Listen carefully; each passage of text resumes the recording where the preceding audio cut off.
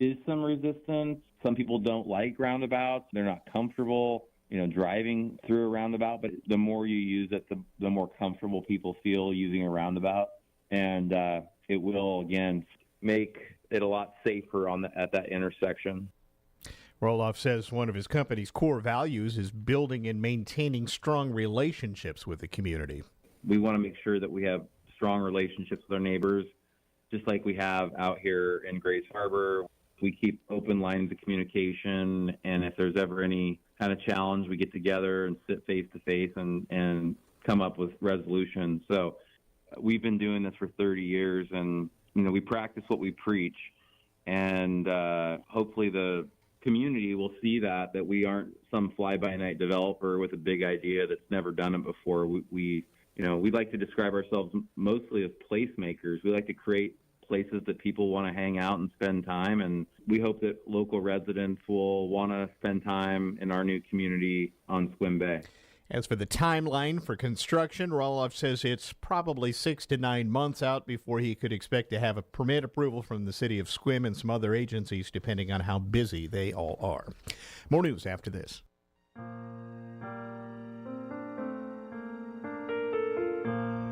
Hello, this is Amanda Huff with Sequim Valley and Harper Ridgeview Funeral Chapels. I'd like to take a moment to tell you about a new, exciting, and environmentally friendly development in the funeral industry.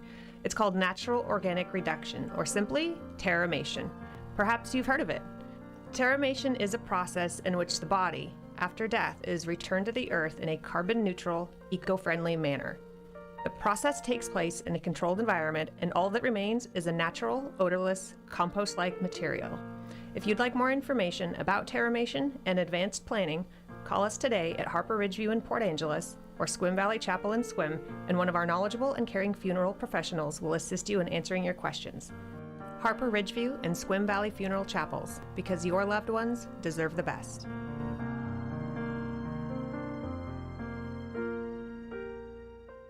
Jim's Pharmacy offers flu shots from 9 till 6, Monday through Friday. High dose is recommended for 65 and older. We bill Medicare Part B, Medicaid, and most private insurances. RSV vaccine is for those 60 and older covered by Medicare D insurance only. And call us for availability on new COVID vaccinations. Other vaccines are available, including pneumonia, Shingrix, Tdap, MMR, Hep A and Hep B series, Gardasil, meningococcal, and more. Jim's Pharmacy, behind the Port Angeles Post Office.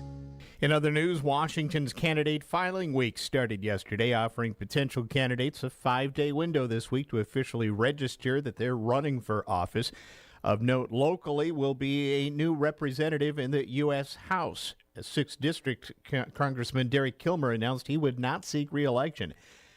Commissioner of Public Lands Hillary France has announced her candidacy and has secured endorsements from many local officials, including Kilmer.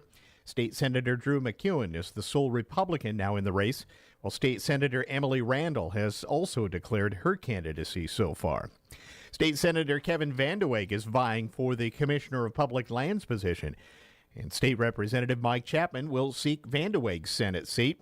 Marcia Kilbon, a Republican from Quilcene, filed along with Chapman yesterday for that Senate seat. Multiple candidates had announced plans to vie for Chapman's House seat that's up. By yesterday afternoon, Democrats Adam Birnbaum of Port Angeles and Nate Tyler of Neah Bay, along with Republican Matt Roberson from Port Angeles, had all completed their registrations. Incumbent Representative Steve Theringer, a Democrat out of Port Townsend, registered as well. No other candidates had filed to run against him. The Clallam County District 2 Commissioner seat, currently held by independent Randy Johnson, is up for election this year. Johnson announced his intention to seek re-election in March and officially registered yesterday. Port Angeles Mayor Kate Dexter, a Democrat who previously expressed interest in running for his seat, also completed her registration. Meanwhile, both seats on the Clallam County PUD Commission are open for election following the departure of previous incumbents for those seats. Candidates Phyllis Bernard and John Purvis have both registered to run for re-election to those seats. Bernard, currently holding the District 3 Commissioner seat, was appointed just last month to replace former Commissioner Jim Waddell, who passed away in February. Purvis, previously the Assistant General Manager at the PUD, assumed the District 2 seat last year, replacing former Commissioner Rick Pascal, who resigned in March of 2023. Purvis is seeking a 2-year term on the board. This is Newsradio KONP. Septic Myths and Facts, Volume 3. I use an additive to help my septic system work better. Washington State doesn't recommend you use any additives in your system. There's no evidence that they improve the life of a septic, and some can even be harmful. But how do I know if it's working or damaging my system? By having regular inspections. A list of licensed inspection professionals is available at Clallam County Environmental Health's website at clallam.net/septic. Sherwood Assisted Living in Sequim is the premier assisted living facility on the Olympic Peninsula. At Sherwood, you'll be provided with 24-hour licensed nursing staff in a beautiful facility you'll feel good about calling home. Each resident will enjoy privacy in their own individual apartment with access to prompt and qualified medical care and support services around the clock. To set up a tour or find out more about assisted living with a signature touch, call Sherwood Assisted Living today, 683-3348. In 1959, Mount Pleasant IGS opened their doors. The newest neighborhood gas and grocery quickly became the one-stop shop for many. Times may have changed, like 25-cent a gallon gas and 20-cent loaves of bread, but the same hometown country store feel is still there, and their customer service is still top priority. From snacks, drinks, and fresh produce to automotive needs, electrical supplies, and fishing bait, Mount Pleasant IGS is still your one-stop shop. If you want to see an animal that's right up close to you, Olympic Game Farm is the place. You'll find this ain't no zoo. See the bears that are actors and buffalo as big as tractors at the Olympic Game Farm in Sequim. Here's your News Radio KONP forecast. Bright sunshine expected this afternoon with daytime highs approaching 55. Northwest winds 15 to 20 miles per hour. Lows dip down to about 41 tonight. Clear skies. Mainly clear tomorrow, high of 59. Ample sunshine and dry Thursday and Friday, upper 60s Thursday, low 70s by Friday. I'm weatherology meteorologist Paul Trombley. Currently 54. From ABC Sports, this is Rich Cantu. NBA Eastern Conference semifinals. Knicks hosting the Pacers in Game 1. One-on-one with Nembhard, backing his way in at the top of the key. Shot clock down to 6. DiVincenzo, deep three, left side. That's good! And the Knicks are on top by 3 with 39 seconds to go. On 98.7 ESPN New York, Indiana's Miles Turner was then whistled for a controversial offensive foul on a moving screen. That and a dead ball technical foul allowed the Knicks to escape with a 121-117 victory and a 1-0 series lead. Pacers head coach Rick Carlisle. I don't want to talk about the officiating. We're not expecting to get calls in here. It'd be nice if they laid off that one, but they didn't. That's just the way it goes. Jalen Brunson put up 43 in the win, his fourth straight game with 40 or more points, the first to accomplish that since some guy named Michael Jordan. Game 2 in the Western Semi, the Nuggets running into a buzzsaw against the Timberwolves. Karl Anthony Towns led the way with 27, 106-80 the final. T-Wolves up 2-0 on the defending champs with the series shifting to Minneapolis. Stanley Cup Eastern Conference semifinal Game 1. Bruins at the Panthers. Boston D-man Brandon Carlo scored just hours after welcoming a new baby boy. Right circle, Carlo shoots, he scores! Brandon Carlo with 21 seconds left in the period sizzles one in. On 98.7, the Sports Hub, Boston rips the Cats 5-1 to take a 1-0 series lead. Carlo on SportsCenter. Bringing that little boy into the world is a super special thing for me, and to score tonight for him was definitely something I'll remember forever. Baseball, the Dodgers doubled up the Marlins 6-3 at Chavez Ravine. Shohei Ohtani hit his league-leading 11th home run of the campaign. This is Rich Cantu, ABC Sports. Turning to local sports now, congratulations to the Port Angeles Explosion girls fast pitch team. They traveled to Centralia and emerged victorious in a 13-team tournament against squads from across the state. The Explosion is comprised of 5th, 6th, and 7th graders. They went undefeated at 5-0, clinching the championship, defeating the powerhouse Bonnie Lakes Freedom fast pitch team 12-1. Throughout the tournament, the Explosion consistently outscored their opponents by impressive margins of 10-3 per game. The explosion is among several girls' fast pitch teams in Port Angeles, contributing to the feeder program that bolster the Port Angeles high school teams and earns statewide recognition. The team's success has drawn admiration from opposing coaches, many expressing interest in acquiring talents like that of Port Angeles. We've posted a picture of the explosion on our webpage at myclallamcounty.com. In high school baseball news, the 8th-ranked Port Angeles Rough Riders set to kick off district play tonight at Civic Field. They'll take on the underrated 13th-ranked Fife Trojans. Despite a 14-7 record, the Trojans have put up stiff competition against top-ranked teams like Enumclaw, losing by just 1 run in close matchups. Leading the Trojans, sophomore Dylan Hoot, boasting a remarkable batting average of .433, along with 26 hits and 24 RBIs. Meanwhile, the Rough Riders will rely on junior Nathan Baisden. He leads the team with a .417 batting average, and junior shortstop Alex Angevine, who tops the team in stolen bases with 17 and hits with 20. Tune in to KONP for live coverage of the game this afternoon, starting with the Firehouse Grill pregame show at 3:45 and first pitch about 4 o'clock. Elsewhere, the Sequim Wolves, seeded 13th, are on the road to face the 12th-seeded Tyee team, the winner advancing to take on the loser of the Port Angeles Fife game. And don't miss girls' fast pitch action today. A Sequim hosts Olympic, and Port Angeles will travel to Kingston. On the high school golf front, congratulations to Emily Post and Ava Johnson of the Sequim Wolves golf team for qualifying for the state golf tournament. Meanwhile, Ramey Brewer and Sarah Gurman continue in their district play battles. Simeon Woods Richardson struck out a career-high 8 in 6 shutout innings of one-hit ball, and the Minnesota Twins scored twice in the 7th, going on to beat the Seattle Mariners 3-1 Monday night in the opener of their 4-game series. We will join the Mariners and Minnesota in progress right after high school baseball here this evening on KONP.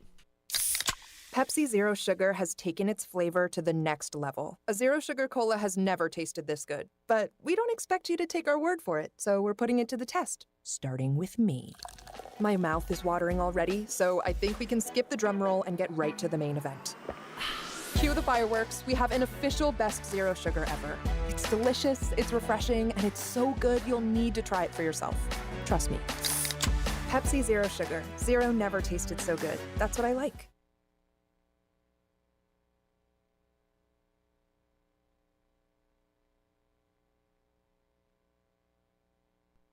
Let's get a check on Wall Street next as we come up on 20 minutes after 12 o'clock now.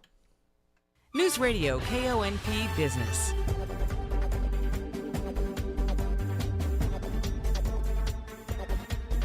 This is a Bloomberg Money Minute. Apple CEO Tim Cook says today is the biggest day for iPad since it was introduced. The company is out with a new iPad Pro with an OLED display and more processing power, and a new iPad Air with more screen size options and also a faster processor. All the new products will be available beginning next week. Hours after the Apple reveal, Google announced it's slashing the price of its Pixel tablet by offering a new version that does not come with a charging stand. General Motors hopes to take advantage of Tesla's downsizing, with the company recruiter reaching out to former interns who were sent packing by the electric vehicle maker. In an appeal on LinkedIn, the GM talent strategist extended an invite to software students who may have been impacted by the intern layoffs at Tesla. Those layoffs happened just as the interns were ready to start their summer jobs. Stocks are mixed today. The Dow and the S&P up a fraction, and the Nasdaq down a tenth. I'm Nancy Lyons, Bloomberg Radio.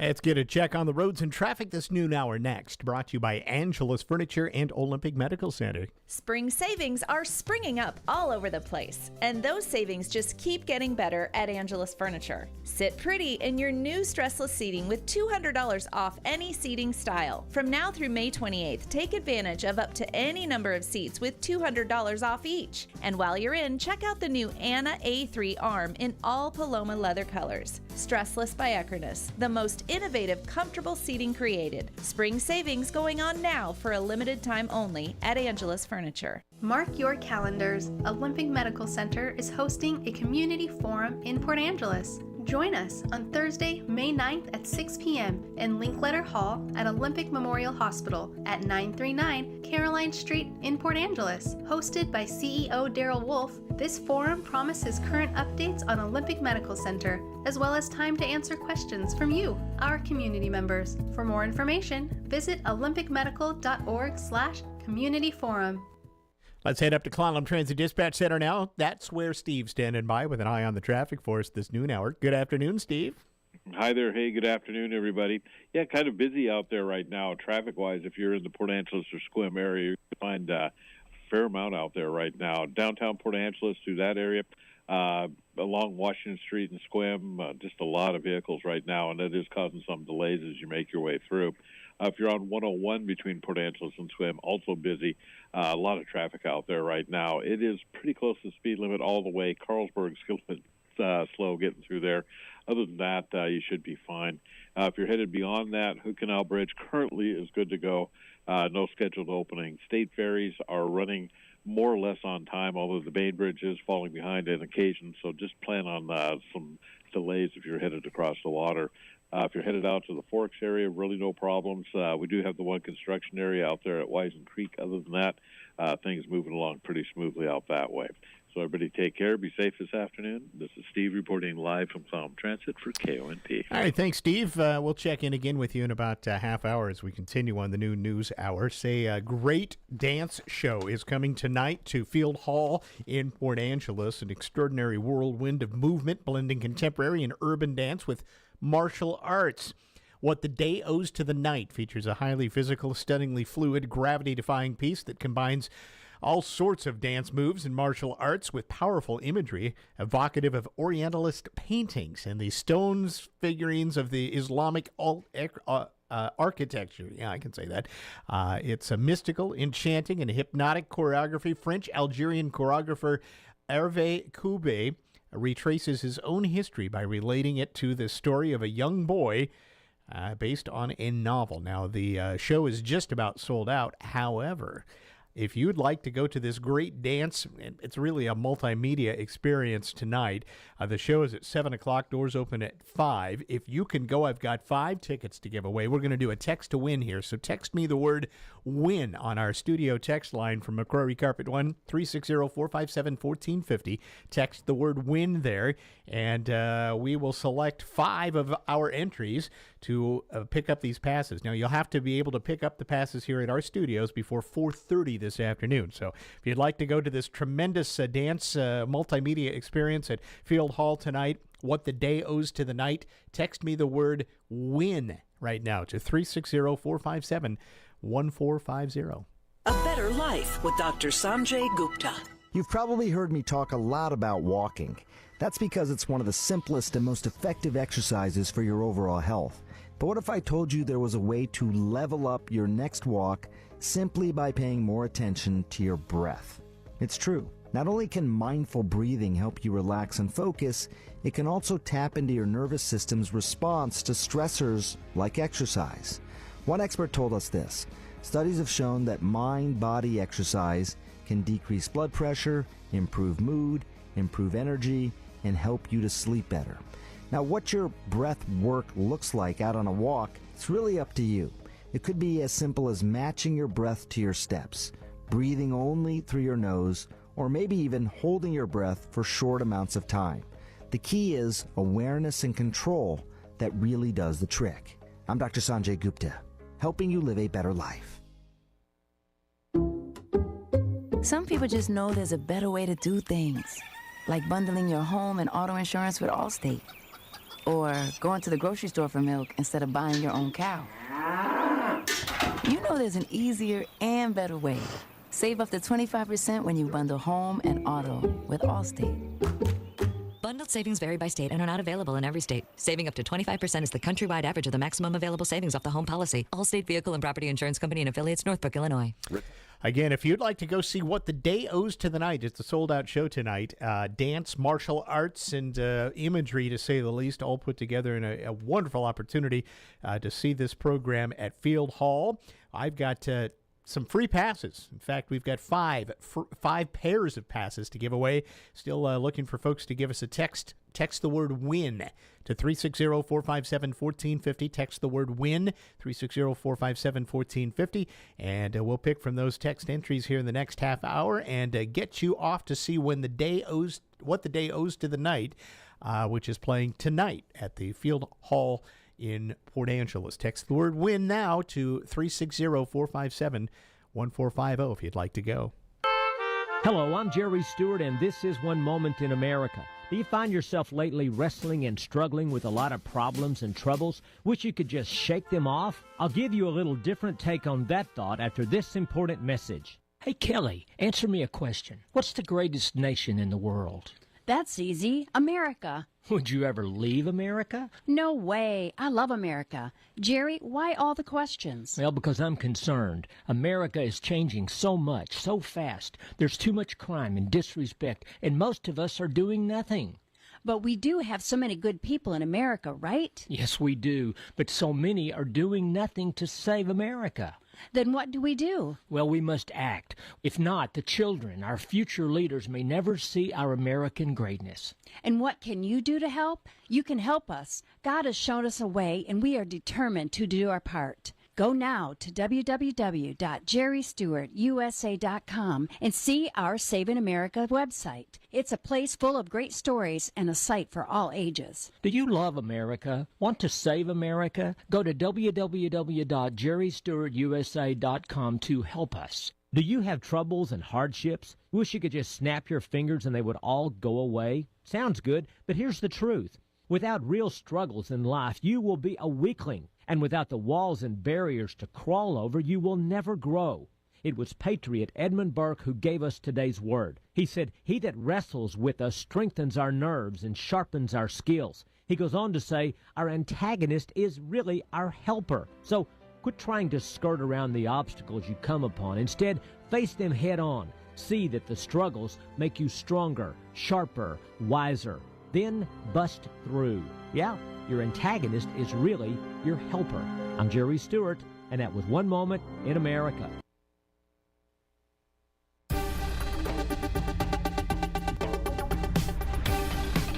For the Washington State News Network, I'm Rob Francis. The Environmental Protection Agency allocating $28 million to replace lead pipes in Washington State. The money comes from the bipartisan infrastructure law through the Drinking Water State Revolving Fund. Lead is hazardous to everyone, but especially to children. Nationwide, the EPA wants to replace nearly 2 million lead pipes. Candidate filing week is underway across the state, and changes to the district boundaries recently have brought major changes to state legislative races. A number of districts have been affected, but it seems North Central Washington has been affected the most. District 13, District 7, and District 12 have all changed. Chelan County Auditor Skip Moore said he's still getting used to the new dynamic. Every time I look at the list, I go, oh, well, yeah, we've got another legislative district part of our county, which forever we've only been in one legislative district and not split. Now we got 7 and 12. Filing week continues until 5 p.m. this Friday. The Washington State Patrol asking for the public's help in locating a teenager last seen April 19th in Kennewick. 13-year-old Dustin Sutphin is 4'11", weighs about 90 pounds, has hazel eyes and brown hair. Anyone who sees Sutphin is asked to call Kennewick Police or contact the Washington State Patrol Missing Persons Unit. For more on these stories and others, download the WSNN mobile app. You can also visit our website, WashingtonStateNews.net. Sometimes you just make good choices, like discovering a tractor that's durable, is affordable, and great looking. On the TYM T25 right now, get 0% for 60 months or $1,000 instant cash rebate. A sleek, reliable tractor that looks amazing. Just wait till you see it in person. 0% for 60 months or $1,000 instant cash rebate. Proof positive you make good choices. Get more, do more with TYM tractors. Get yours at TYMoffers.com. I taught for 20 years, until I started forgetting my lectures. Eventually, he had to quit. Getting his early Alzheimer's diagnosis was hard, but it gave us time to take control of the situation together. I can't imagine going through this without him. If you or your family are noticing changes, it could be Alzheimer's. Talk about seeing a doctor together. For more information, visit alz.org/time to talk. A message from the Alzheimer's Association and the Ad Council. Breaking news this hour from townhall.com. I'm John Scott. Israel launching an operation on Rafah, Gaza's southernmost city, and seized control in the Gaza side of the key Rafah border crossing with Egypt. White House National Security spokesman John Kirby says Israel has told the U.S. the operation is not the full-on invasion President Biden warned against. That's not what this is. That this is an operation of limited scope, scale, in duration, and aimed at cutting off Hamas's ability to ship arms across the Rafah border. The operation followed a dramatic 24 hours in which hopes for a long-awaited ceasefire between Israel and Hamas rose and then fell. Also at SRNnews.com, International Atomic Energy Agency's leader Rafael Mariano Grossi remains in Iran. He's trying to negotiate for inspections with Iran's nuclear program.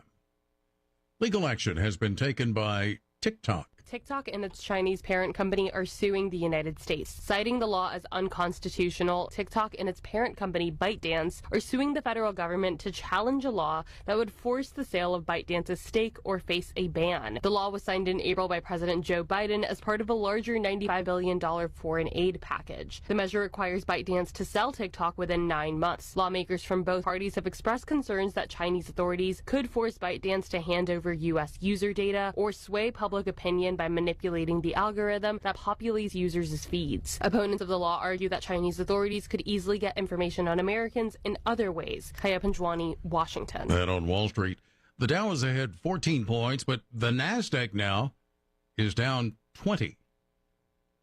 Also at townhall.com. Our government has engorged itself on borrowed money. Now we are over $30 trillion in debt. If this bubble finally implodes, many Americans would be left penniless and heartbroken. For example, what happens if state and federal pension funds go broke, or if 401ks and IRAs get cut in half due to hyperinflation? Hi, I'm Lance Wallnow, news analyst, best-selling author, and evangelical leader to millions of people just like you. People who understand something big is coming. Now's the time to prepare with a physical gold IRA from Birch Gold Group. Precious metals are among the most proven hedges you can make. And they're even better inside a tax advantage account. To get a free info kit on gold IRAs, text the word FAITH, F-A-I-T-H, to 989898. Birch Gold Group is the only gold company I trust. Get their free info kit and see why a gold IRA can help you. There are no strings attached, so just text FAITH to the number 989898 right now, and I pray you are blessed with continued prosperity.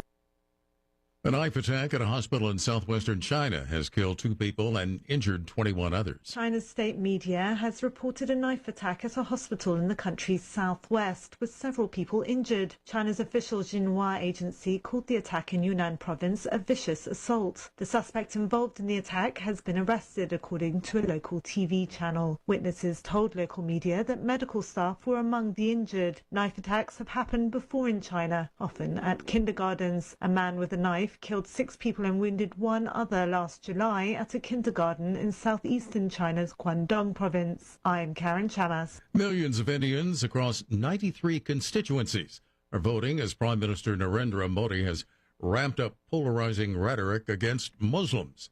Modi accused his rivals of scheming to seize the wealth of non-Muslims and redistribute it to Muslims.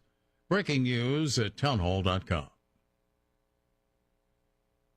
An FAA probe of Boeing worker inspection records. The Federal Aviation Administration has opened an investigation into Boeing after the company reported that workers at a South Carolina plant falsified inspection records on certain 787 planes. In an email to Boeing South Carolina employees on April 29th, Scott Stocker, who leads the 787 program, said a worker observed an irregularity in a required test of the wing-to-body join and reported it to his manager. A review is said to have determined several people recorded performing required tests but had not. The email says Boeing engineers determined that the misconduct did not create an immediate safety of flight issue.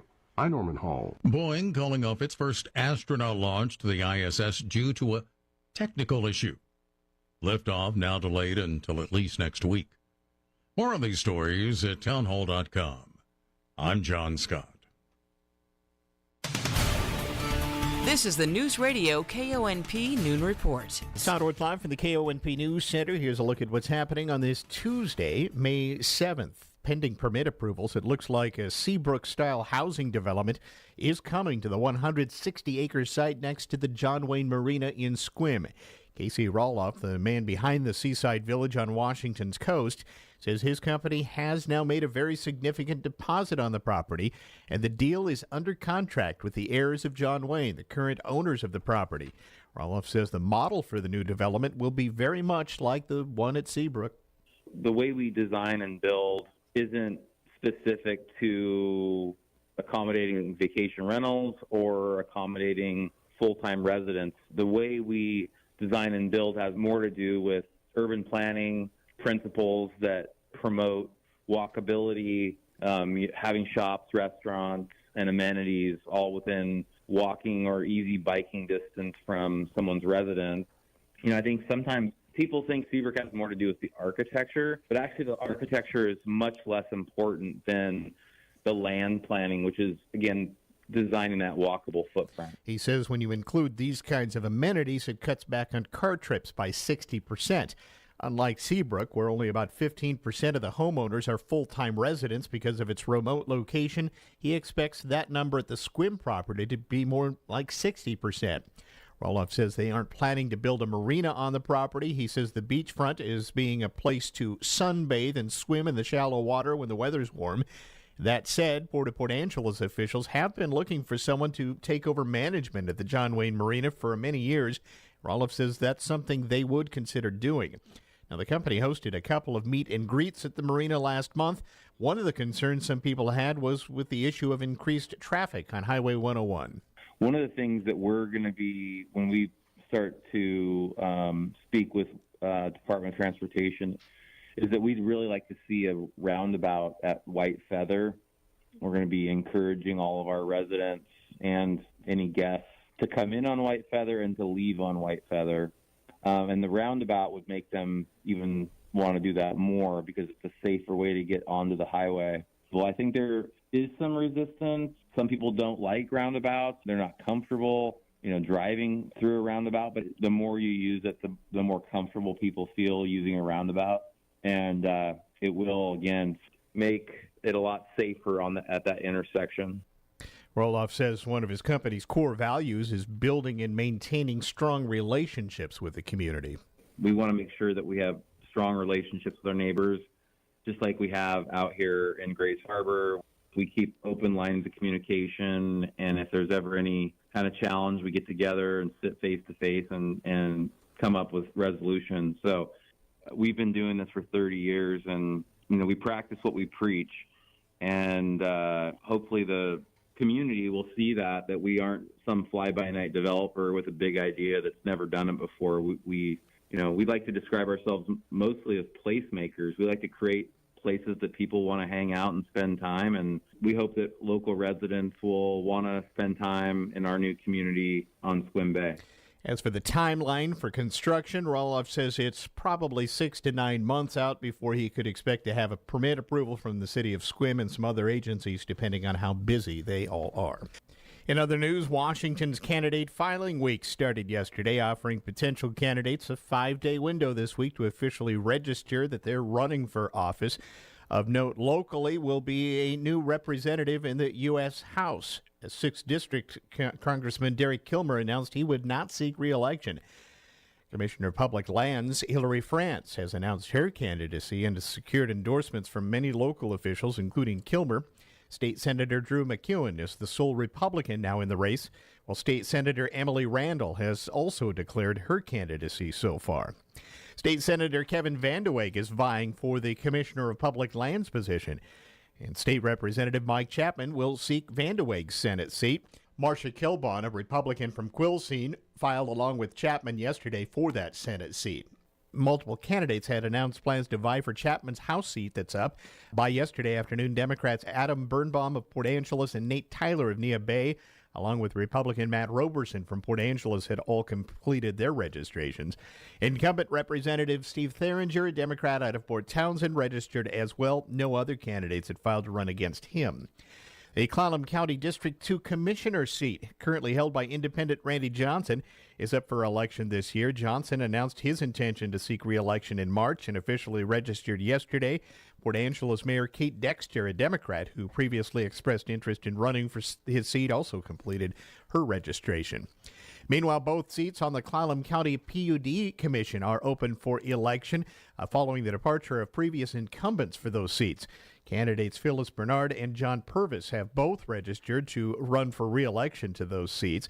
Bernard, currently holding the District 3 Commissioner seat, was appointed just last month to replace former Commissioner Jim Waddell, who passed away in February. Purvis, previously the Assistant General Manager at the PUD, assumed the District 2 seat last year, replacing former Commissioner Rick Pascal, who resigned in March of 2023. Purvis is seeking a 2-year term on the board. This is Newsradio KONP. End-of-life decisions are hard. Be it pre-planning or sudden loss, you need to have an advocate in your corner, which is why I wholeheartedly recommend Drennan and Ford Funeral Home and Crematory in Port Angeles, the only locally owned funeral home and crematory in Clallam County. Their expertise ensures a smooth process so you can focus on healing and being with your loved ones. Their help through the darkest time in my life will forever stay with me. Call 360-457-1210.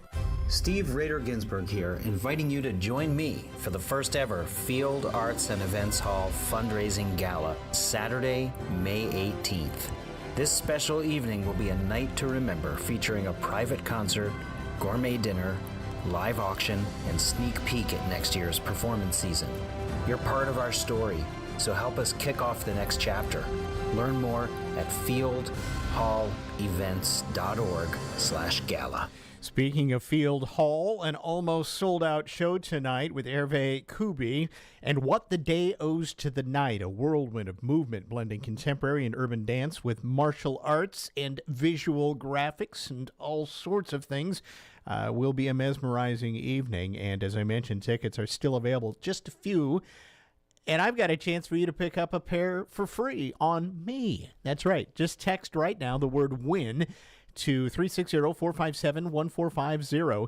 I've got 5 pairs of passes to tonight's show at Field Hall, and at the end of the hour, we're going to draw from those who have texted in and award them. The only catch is you're going to have to pick up your tickets here at our studios by 4:30 this afternoon in order to use them. But if you'd like to go on us tonight to see what will be a terrific, very visually stimulating show, Hervé Kubi, What the Day Owes to the Night, text me the word WIN. 360-457-1450, and do it in the next few minutes to be eligible. All right, your weather forecast is looking pretty good. Going to be sunny the rest of the day today. Upper 50s. Going to see some gusty west winds to 35 miles per hour later this afternoon. And the windy conditions tonight as well, with mostly clear skies, mid-30s to low 40s. West winds to 30 miles per hour. And then we get into some really nice weather for the next few days. Starting on Wednesday, sunshine and about 60. Wednesday night, clear, lows in the 40s. Sunny again Thursday, will hit about 70. Thursday night, clear, lows in the low 50s. Sunny and mid-70s for Friday. Clear Friday night, lows in the mid-50s. Sunny for Saturday with highs in the mid-70s again. And then Saturday night's going to be clear with lows in the low 50s. Mostly sunny for Mother's Day on Sunday with upper 60s for your highs. We roll a few more clouds in Sunday night with partly cloudy skies, lows in the upper 40s, and a partly sunny Monday next week with highs in the low to mid-60s, but pretty nice coming our way. Right now it is sunny right across the peninsula. It's 53 in Port Townsend, 53 as well out at Forks in the West End, 55 in Sequim, 49 on the waterfront in downtown Port Angeles, and out at Fairchild Airport. They're now checking in at 54 degrees.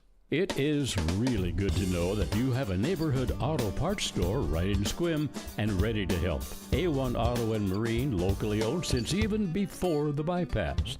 The A1 team prides themselves on locating hard-to-find car and truck parts. But if the parts are not immediately in the store, they often can be in the store early the next day. Find the experts at A1 Auto Parts in Sequim to keep you and your vehicle right on the road. Mark your calendars. Olympic Medical Center is hosting a community forum in Port Angeles. Join us on Thursday, May 9th at 6 p.m. in Linkletter Hall at Olympic Memorial Hospital at 939 Caroline Street in Port Angeles. Hosted by CEO Daryl Wolf, this forum promises current updates on Olympic Medical Center, as well as time to answer questions from you, our community members. For more information, visit olympicmedical.org/community forum. In business, service is everything. Cintas delivers what you need to better serve your customers. Whether it's freshly laundered work apparel for almost any job imaginable, tested and inspected fire protection systems, first aid and safety supplies, on-site AED training, or mops and restroom products, stocked and ready when you need them. Better work days happen together. So visit Cintas.com. Oh, I'm ready! And get ready for the workday. Have you ever lifted a piece of furniture only to discover the carpet underneath looks brand new while the rest of it looks, well, not brand new? That's when you realize you need new carpet. At the Home Depot, we have a wide selection of all the top brands. Best of all, installation is included. So all you need to do is choose something that matches your style. Start your carpet project today at the Home Depot. How doers get more done.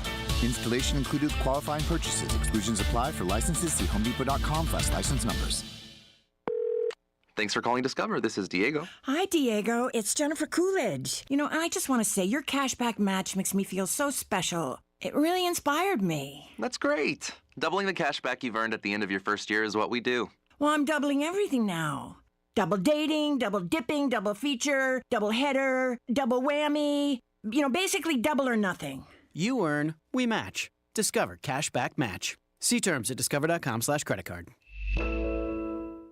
I'm going out with the girls this weekend. Nails done, outfit stunner, and my skin, I know it's going to be glowing because I glammed up my shower routine with new Olay Indulgent Moisture Body Wash.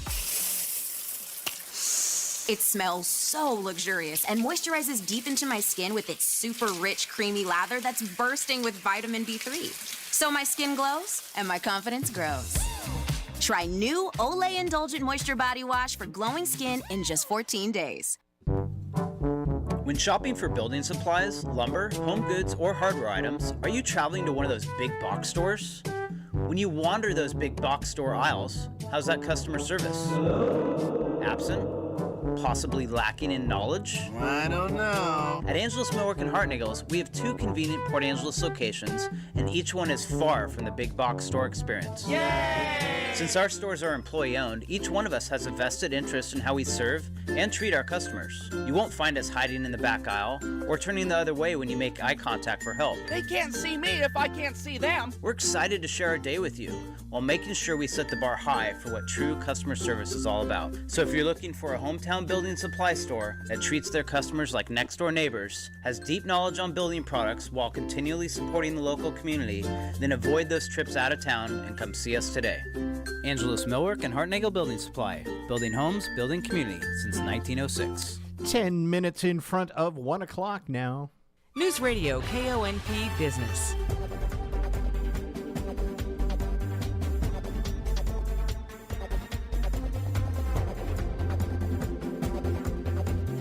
This is the Bloomberg Money Minute. Just minutes to go ahead of Wall Street's closing bell, and stocks are on track to end the day mixed and little changed. Right now, the Dow and the S&P 500 both up about 0.1%. The Nasdaq down 0.1%. Now, the Dow is hampered by shares of Disney, down 9% right now. Profit was up last quarter, so were the number of Disney Plus subscribers, but Wall Street expected more, and Disney's outlook disappointed. Also sharply lower, shares of the struggling high-end EV maker Lucid Motors down 14% after posting a bigger-than-forecast loss last quarter. TikTok and its Chinese owner ByteDance filing a lawsuit today challenging the constitutionality of a new U.S. law that requires either a sale of the popular app to a U.S. company by January or face being banned on U.S. app stores. TikTok maintains that it does not collect data on U.S. users, as it's been charged, and says this is all a matter of free speech. Tom Busby, Bloomberg Radio. Let's get a last check at the traffic this noon hour next. Brought to you by Leeds Farm Supply and McCrory Carpet One. Bad Boy Mowers' legendary reputation for build strength, performance, and value is now available with Bad Boy tractors. From mid-size to subcompact models, powered by 22 to 35 horsepower water-cooled diesel engines, your tractor work just got real.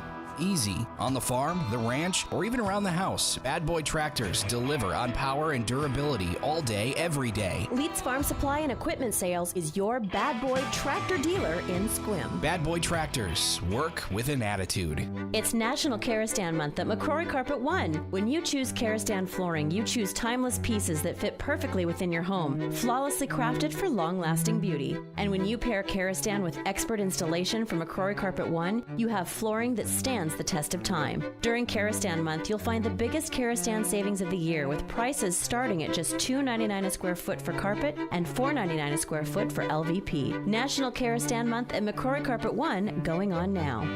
News Radio KONP, traffic and roads. At the Clallam Transit Dispatch Center we go again. That is where Steve's standing by with one last check of the noontime traffic force. Good afternoon, Steve. Hi there. Hey, good afternoon, everybody. Yeah, we're still doing pretty good overall if you're out and about Port Angeles, Sequim area. A lot of traffic out there right now, but it is moving along pretty close to the speed limit. A little slow going in a few spots. East end of Port Angeles, a little bit along Washington Street, especially as you get towards the east end of town there. Excuse me. But other than that, we're doing pretty good. If you're on the highway between Port Angeles and Sequim, it's busy but moving along at the speed limit. Beyond the Sequim area, Hood Canal Bridge good to go with no scheduled marine openings this afternoon. State ferries are doing okay. Bainbridge Island is a little bit slow going at times, so just from the volume of traffic and the smaller ferry on board. So just be aware of that if you're headed in that direction. If you're headed out to the west end right now, 101's in good shape all the way out to the Forks area. Just the one construction area out at Wyson Creek. Other than that, things looking pretty good. So everybody take care. Be safe out there today. This is Steve reporting live from Clallam Transit for KONP. Thank you, Steve. Coming up next hour on the Todd Ortloff Show, we're going to be talking a bit with Fire Chief Jake Patterson from Clallam 2 Fire Rescue about the couple of propositions going before voters in August for Levy Lift and an EMS levy. We'll also have our weekly Bacon bit. Amanda Bacon sat down earlier today with Jane Seymour, the actress, talk about her latest project. And then we'll also chat a bit about Clallam County's Digital Forensics Lab through the Sheriff's Office. That's all next hour on the TO Show here on KONP. We hope to have you stick around. All right, just a couple minutes left for you to enter to win 2 tickets to see tonight's showing of Hervé Cuby's What the Day Owes to the Night. A whirlwind of movement blending contemporary and urban dance and martial arts plus visual effects as well. Should be a great show. There are still a few tickets left. You can go to Field Hall's website to get those, or better yet, just text the word WIN. Text the word WIN to 360-457-1450. That's our McCrory Carpet One studio text line. Text me the word WIN, 360-457-1450. I have 5 pairs of passes I'll be giving away to those who have entered on our text line here, and I'm going to be drawing in about 5 minutes, so get those entries in now.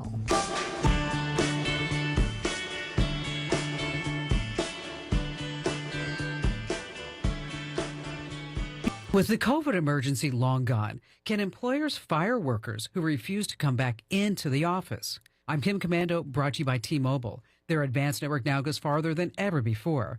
Visit T-Mobile.com/55A. It's an indisputable fact that companies work more effectively with employees back in the office. That's why companies everywhere have mandated return policies. Musk did it, so did Disney, Amazon, Apple, IBM, Citibank, Google, and my company too.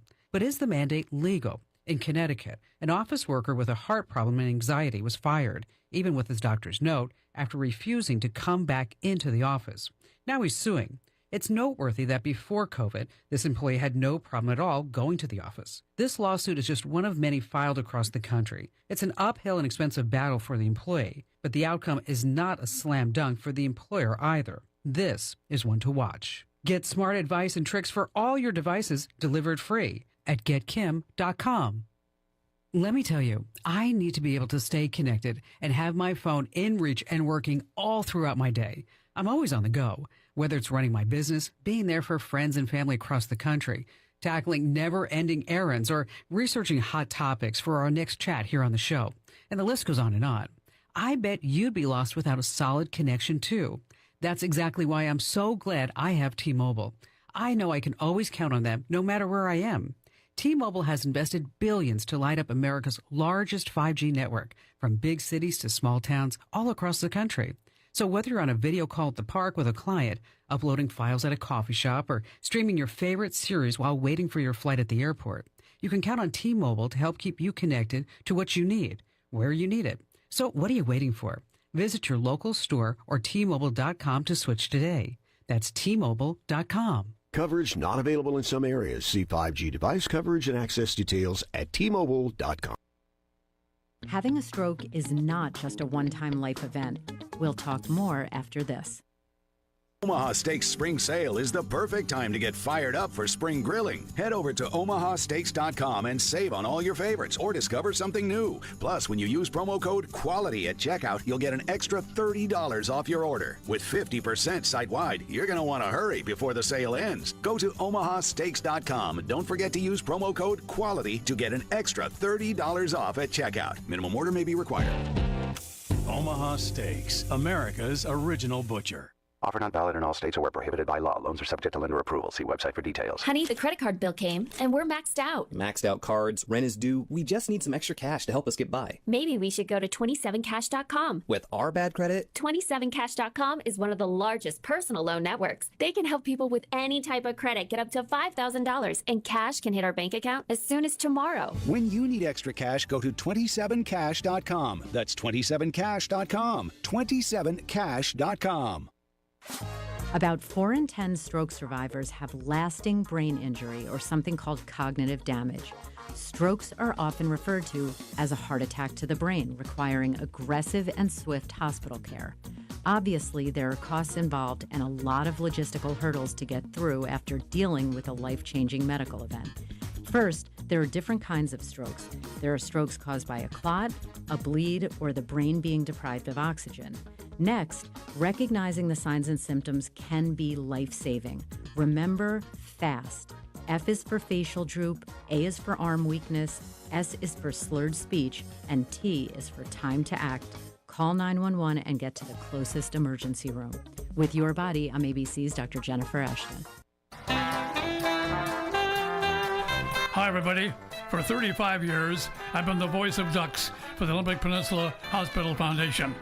Duck tickets are on sale now at Swain's and all Safeway stores. $7 a duck, 6 for the price of 5, $35. Win a Wilder Toyota 2024 Toyota Corolla sedan, 3 $1,000 cash prizes and more. Get your ducks in a row now. Time to get quacking. Hi, this is Brandon Johnson, General Manager of Price Ford in Port Angeles. It's 2024, so the 2023 models need to go. With rates as low as 0% and with discounts and rebates up to $10,000 off MSRP, now is the time to buy. Wow, up to $10,000 off MSRP? Do we have an inventory reduction sale on pre-owned? Yes, we do, Abigail. We've done our year-end adjustments, and a lot of our pre-owned inventory has been put on sale at below market value. Many of them are low-mile, one-owners. These are great deals. Visit us at PriceFord.com.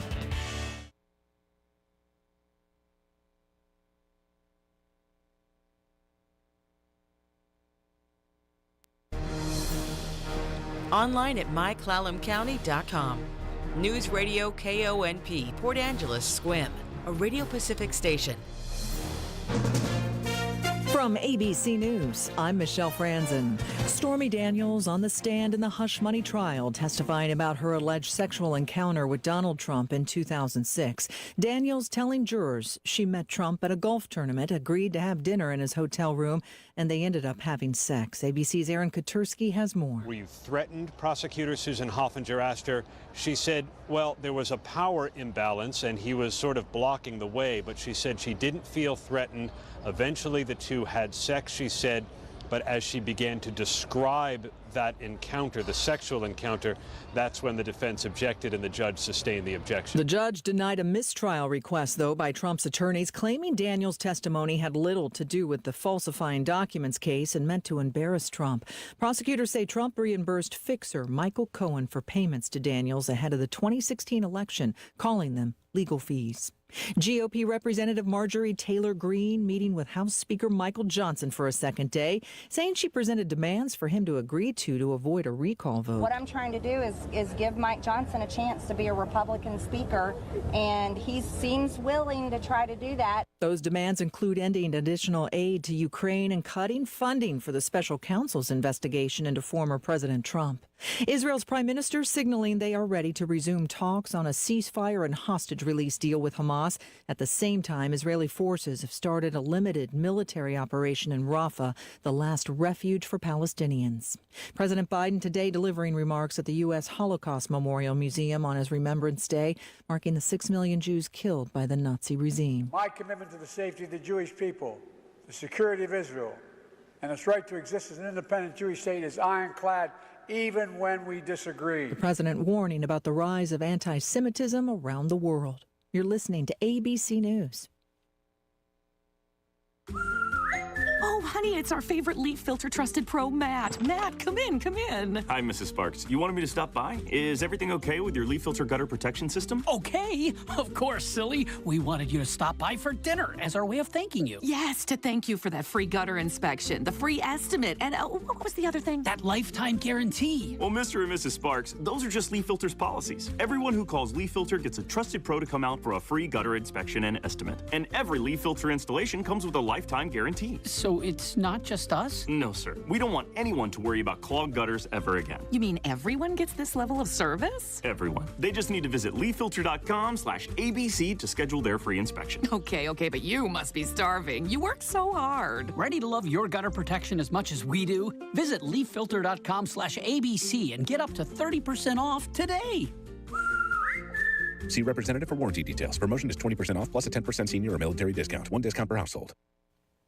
Education Secretary Miguel Cardona testifying before the House Education Committee. Republican members of the committee say the Biden administration is not doing enough to protect Jewish students who say they fear for their safety from pro-Palestinian protesters. Make no mistake, anti-Semitism is discrimination and is prohibited by Title VI of the Civil Rights Act of 1964. The Education Department opening more than 100 investigations into complaints about anti-Semitism.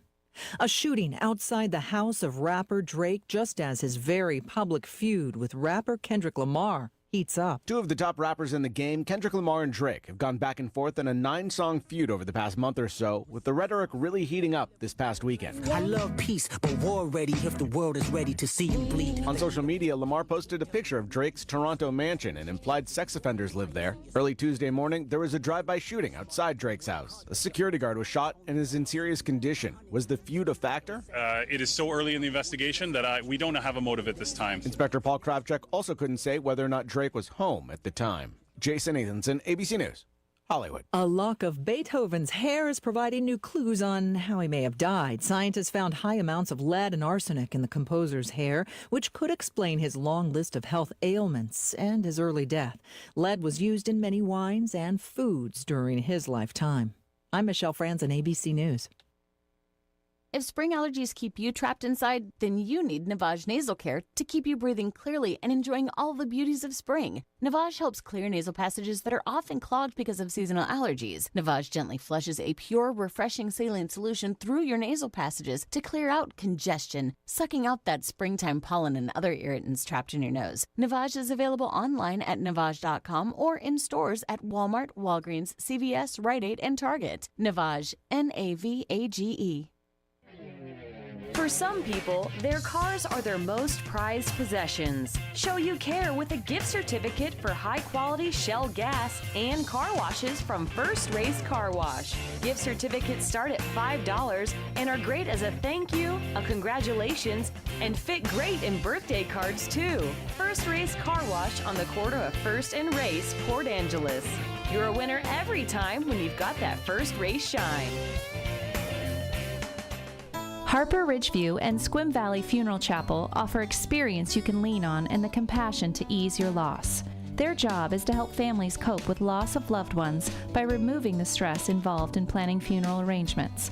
All of the staff has a real heart for serving families and their needs in the most difficult of times. They truly realize the importance in what they're doing for the community. Squim Valley Funeral Chapel and Harper Ridgeview Funeral Chapel in Port Angeles, the caring support you'll need in your time of loss.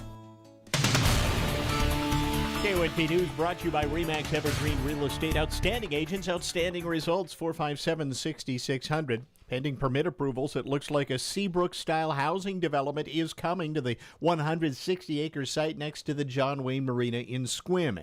Casey Roloff, the man behind the Seaside Village on Washington's coast, says his company has made a significant deposit on the property, and the deal is under contract with the heirs of John Wayne, the current owners of the property. As for a timeline for construction, Roloff says it's probably 6 to 9 months out before he can expect to have permit approvals from the city of Squim and other agencies.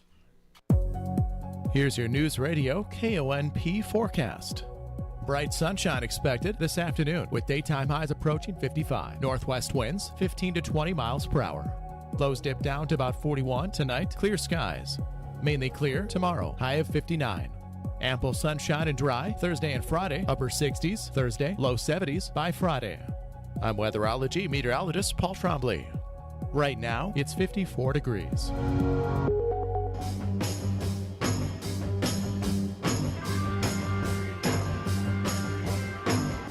It's the Todd Ortloff Show on News Radio KONP. Now, here's Todd. Hey, welcome to the program. Got lots to cover today. A little bit later on, we'll be talking with Jane Seymour about a new movie she has out. And then later on, we'll have some folks from the Clallam County Sheriff's Office in to chat a bit about one-of-a-kind lab, if you will, that they're doing here about digital forensics. We'll learn about that. But first, we're going to spend the first segment talking with Jake Patterson. He's the fire chief at Clallam 2 Fire Rescue, and they've got some important things happening with the voters later this summer. We talked about this earlier. We're going to flesh this out a little bit more, and that is a levy lid lift and also a EMS levy. Two propositions that voters in August are going to be taking a look at. So, Jake, good to see you again. Thanks for coming in, as always. And let's talk about what's going to go before voters again on August 6th. August 6th, we're going to have two propositions going to the voters. One is a levy lid lift of our regular fire levy, which has been in place ever since the creation of the fire district to help fund it. That regular fire levy accounts for 83% of our revenue that we receive for all our operations. The bulk of the other revenue we get is from ambulance transports, but the fire district's never had an EMS levy.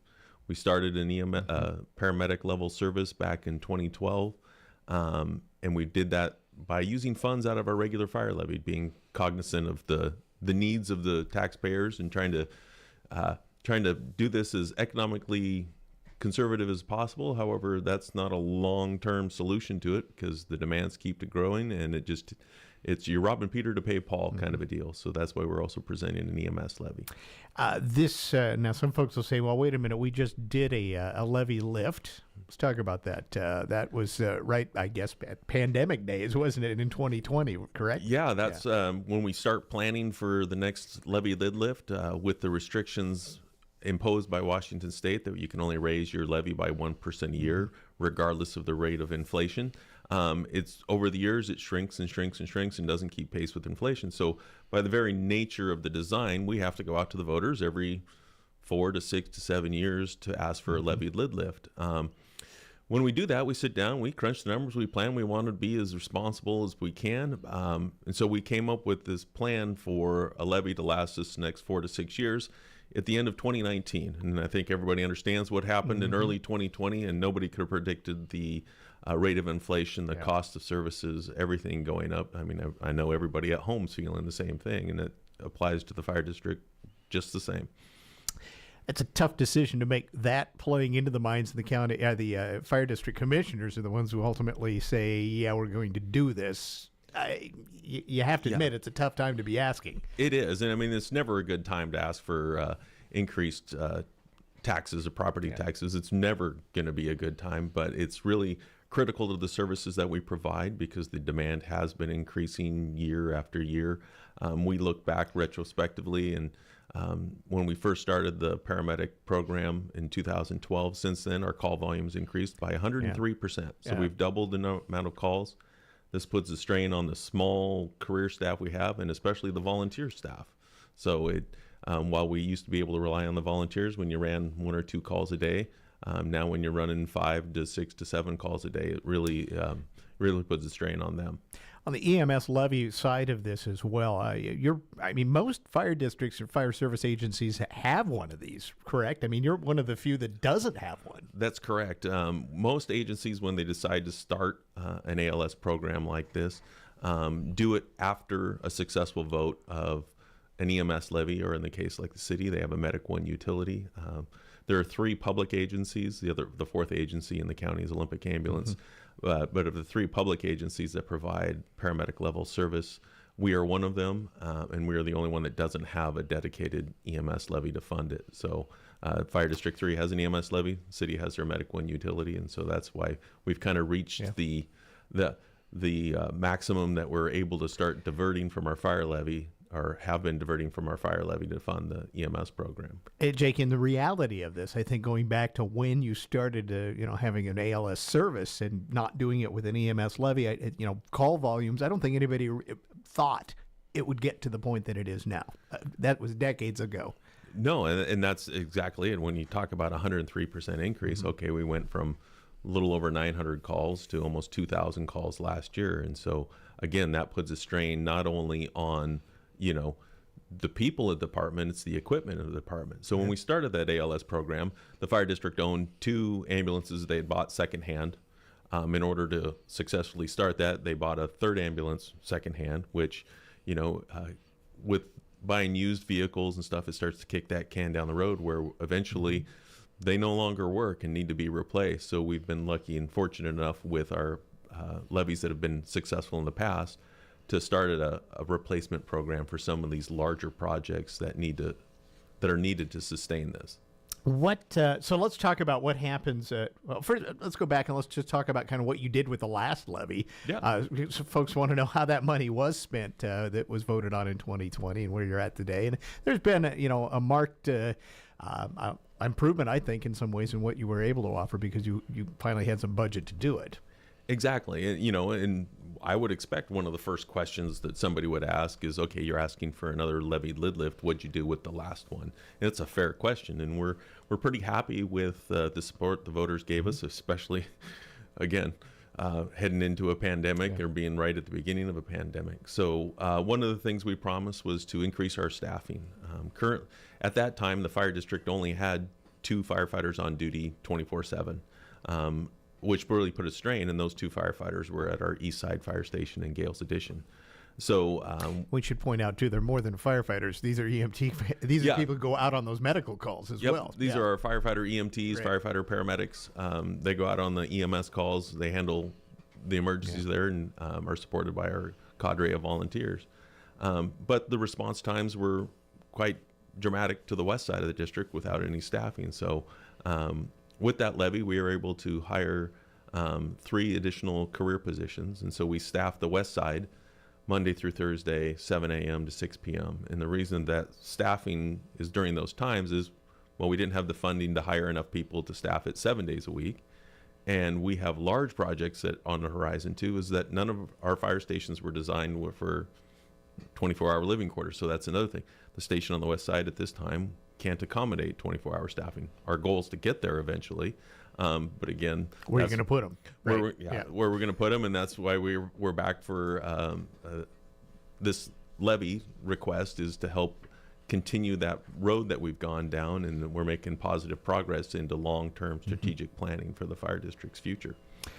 Population-wise, too, I mean, just take us through a bit the growth in the, what your service area, as far as people, and structures and all of that, it's a lot larger than it was years and years ago, too. We have a large fire district. A lot of it is rural.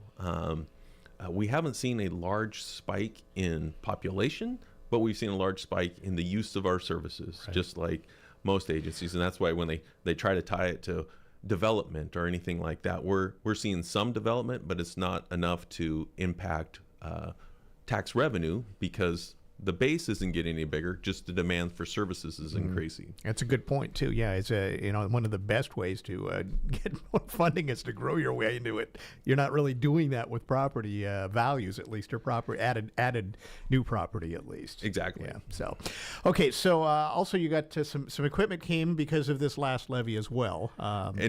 Yes.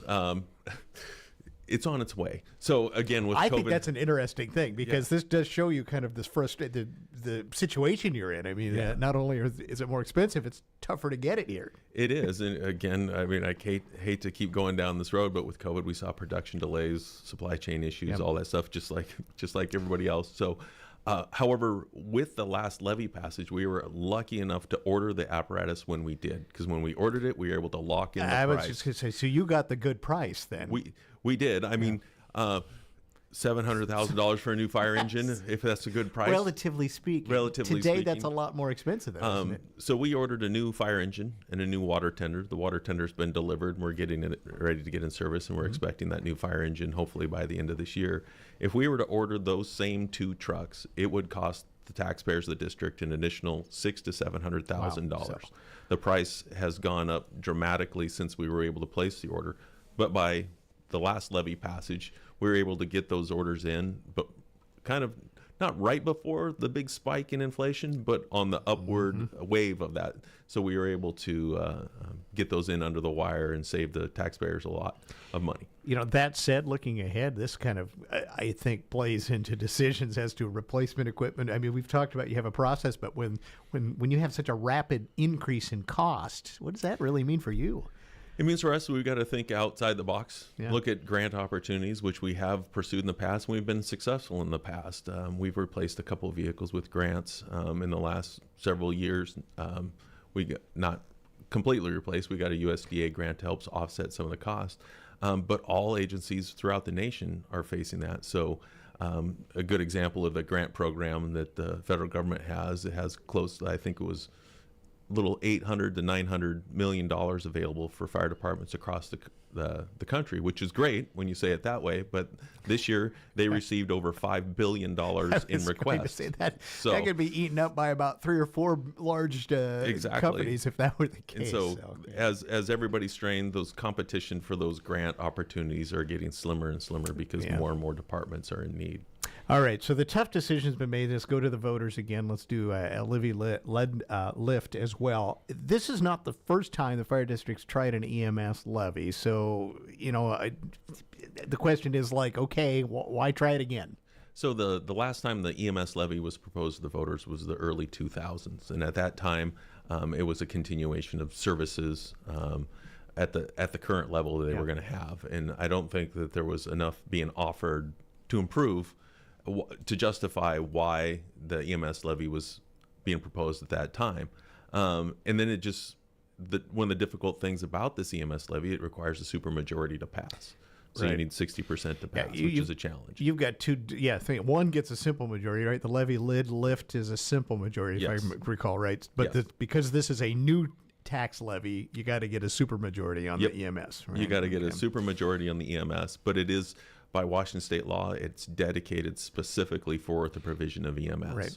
So I know I may have asked you this last time you were on, but is this going to then free you? I mean, obviously this frees up your general fund to spend on other services that, you know, if you get this EMS levy, I would imagine. I mean, you're going to be able to spend only on that and then, you know, not, as you pointed out, borrow from, you know, Peter to pay Paul, so to speak. Exactly, and that's why we are not in a position to start adding any more staffing until we get an EMS levy in place, because our fire levy can only get us up to a certain level, and then it maxes out, and that's it maxes out at $1.50, and that's what our Proposition 1 is asking our voters to go up to, that $1.50. But you can reach capacity there really fast, and again, with the prices of apparatus, equipment, our current personnel, we're already there where we need a levy lid lift to help sustain that. Right. And so that's the question, I think, in some ways, is are you asking enough? I mean, as tough as it is.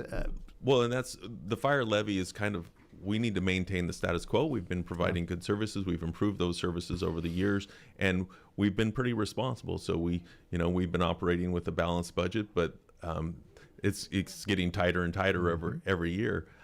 With an EMS levy, we need to add staff. We need to increase the coverage on the west side. We need to eventually get to that point where we have 2 crews that are on 24/7 to be able to respond to calls. And so we need that dedicated funding for the EMS program to ensure its long-term financial stability. If it doesn't pass, what does that mean to the district? How do you move on with that? Does you're just going to, I'm assuming you're going to have to continue with kind of what you have right now to offer and not be able to do much else. That's right. We're not going to, if the EMS levy doesn't pass, we're not going to be able to add staffing. So we're going to just be able to maintain that status quo. However, the elephant in the room is demand for services continue to grow and grow and grow. And we don't want to be in a position where we're coming to the voters at the last minute going, hey, we're collapsing, the fire district's going to fall apart unless you pass this EMS levy. The reality of it is, it's not a long-term sustainable solution not to have an EMS levy. So it may not be service is declining this year or next year, but as it goes down the road, we don't want to be to that point where it becomes a matter of that service levels are going to drop and people's property insurance goes up and all that stuff, because we've reached that point where we're falling off the cliff. And so that's why we're asking the voters now. The need is now, because again, the levy won't start collecting money till next year, which what we're finding, unfortunately, with vehicle replacement is that fire engine that we need now and we ordered 2.5 years ago is still 6 months out. So we're trying to be kind of predictive as it gets down about, okay, if we need to replace cardiac monitors, how long is it going to take to get those? We can't wait till they break because they're not readily available. So you're really future planning. I mean, even more so than perhaps it used to be because of these issues. Exactly. And so with the last levy, we kind of anticipated we'll order a fire engine and then we'll order a water tender. But then when we started getting the delay in production, we ordered both at the same time, which again saved us a lot of money by being able to order them at the same time, because they started 2-3 years out. And again, we are probably going to be 3 years out from delivery of our fire engine. It's always tough to ask voters, as we mentioned, for dollars. It'll be very interesting to kind of see where this all goes again. I always want to ask you this. I don't think people understand how a fire district is funded, for one thing. And the other part of it, too, and this is maybe a bit of a loaded question, is when you call 911, I think people just don't really care. They want to they have an expectation of a level of service. That's really it. Exactly. And, people want to call 911 and think that everybody's going to show up and you're going to have 12 firefighters, EMTs, paramedics there all to show up and to mitigate the emergency that you're having. And while we have outstanding crews, outstanding people, and we provide a high level of service, we are still a small fire district. And I think one of the misnomers is that we are Clallam County Fire District number 2. We go by Clallam 2 Fire Rescue. But with the word Clallam in there, people assume that we are a division of the county. And we are not. Clallam 2 Fire Rescue is an individual taxing district, and the voters decide our funding level, and it only goes to us. It doesn't go to any other government entities, but we also don't receive money from the county, the state, or the federal government. It's based solely off of what the voters approve in their levies. And so this ties back to the service level that the voters want and the people need in the community. We do our best to meet the needs of that community and try to, scramble here and there to make sure that we're providing the service levels. But ultimately, it does come down to support of the community. And it's never easy. It is never easy to come hat in hand asking the voters, because I live in this area too, and you see the inundation of levy requests that impact everybody, and so it's not easy. All right, I'm sure we'll be talking more about this as we get closer, but August 6th will be the actual election date for a couple of measures, Proposition 1 and 2 for Clallam 2 Fire Rescue. Jake Patterson, thanks for coming in. He's the chief for the district, and always great to get caught up on what's going on. It's interesting times, and it's for all of us kind of a struggle, certainly, including fire districts right now. So, yes. All right, we're going to take a break. We'll be back with more on our program right after this. I understand that as our world becomes more automated, receiving personalized service from a real person is more meaningful than ever. I'm Dan Shappy, and as a farmer's agent, I know a thing or two about how to help you select the insurance you want so you can protect what matters most. Call 360-681-0696 to learn more and chat with me, a real person and experienced farmer's agent, today. We are farmers. Bum, ba-dum, bum, bum, bum, bum. Underwritten by Farmers Truck Fire Insurance Exchanges and Affiliates. Products not available in every state. Red Carpet Car Wash in Carlsberg is always adding to the list of things they provide to keep your vehicle looking brand new. The full detail shop is just one more service to check off that list. Not only will your interior and exterior shine, your engine will sparkle too. Red Carpet is also getting some winter upgrades, including new equipment in the manual bay and new vacuums. Call Kyle today and let him get you scheduled for your red carpet treatment Tuesday through Saturday. 360-461-0826. Attention all moms-to-be. North Olympic Healthcare Network's board-certified physicians specializing in family medicine with obstetrics are here to guide and support you on your pregnancy journey. We provide personalized, compassionate care focused on building a long-lasting relationship before, during, and after pregnancy. From pre-pregnancy planning to childbirth to primary care for your whole family, we're with you for the journey. To learn more, visit nohn-pa.org/obstetrics. Welcome to Volunteer Spotlight, sponsored by Jim Hagwood at Port Angeles Realty. This is Alan Barnard, and this Volunteer Spotlight shines on Habitat for Humanity, who, for over 30 years, has supported affordable home ownership, both by building modest, well-built homes, partnering with qualifying families, and through performing repairs for low-income community members to stay in their homes as they age. You can help by buying from Habitat Clallam stores in Port Angeles and Sequim, or making a tax-deductible donation. Also, to volunteer with Habitat, text Susan Bradshaw at 360-775-9781. That's 360-775-9781. It's said that service is the rent we pay for our space on Earth. That's why we present this Volunteer Spotlight, sponsored by Jim Hagwood, Port Angeles Realty. Are you unsure of how to pay for college or career training, but want to take that next step for your future? United Way of Clallam County can help you get started. Meet with our Student Financial Aid Liaison to get help with all the pesky paperwork that comes with higher education. From helping with the FAFSA or WASFA, finding programs that are the right fit, and even identifying scholarships. To get started, contact Kennedy at United Way today by calling 360-457-3011.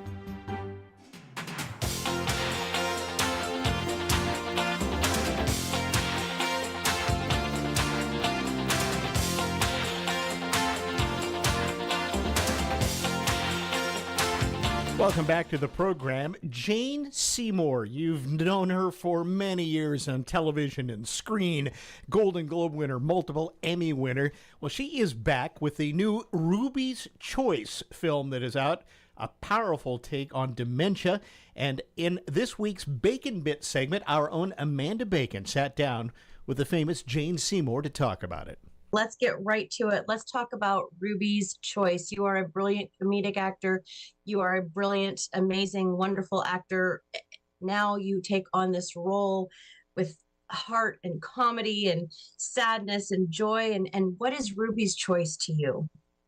Oh, Ruby's Choice is an incredibly important movie to me. I love Ruby, and I can only imagine, and I fear being Ruby, because nothing would be more frightening to me than to feel that my whole family was affected by me losing my mind, losing my sanity through dementia or Alzheimer's, which I've seen close at hand. But what Ruby does, and why I love this movie so much, is it really is the ultimate movie if you ever come across anyone or have this in your life, or anyone that you know, because it really shows you what you can and can't do with someone who has this. And it also shows you what you need to do for yourself. But what Ruby does is, through her experience of only being able to live in her past, the present is incredibly disconcerting to her. She doesn't really know how to navigate it at all. Out of that, she inadvertently helps the entire family and brings them all together and allows them to understand and know secrets in the family that they didn't know, or deal with issues they can't talk about.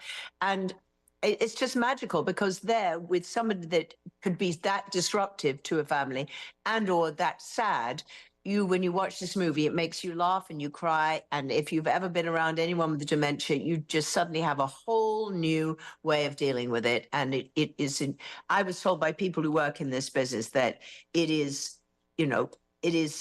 absolutely the most important movie you could watch if you're dealing with that.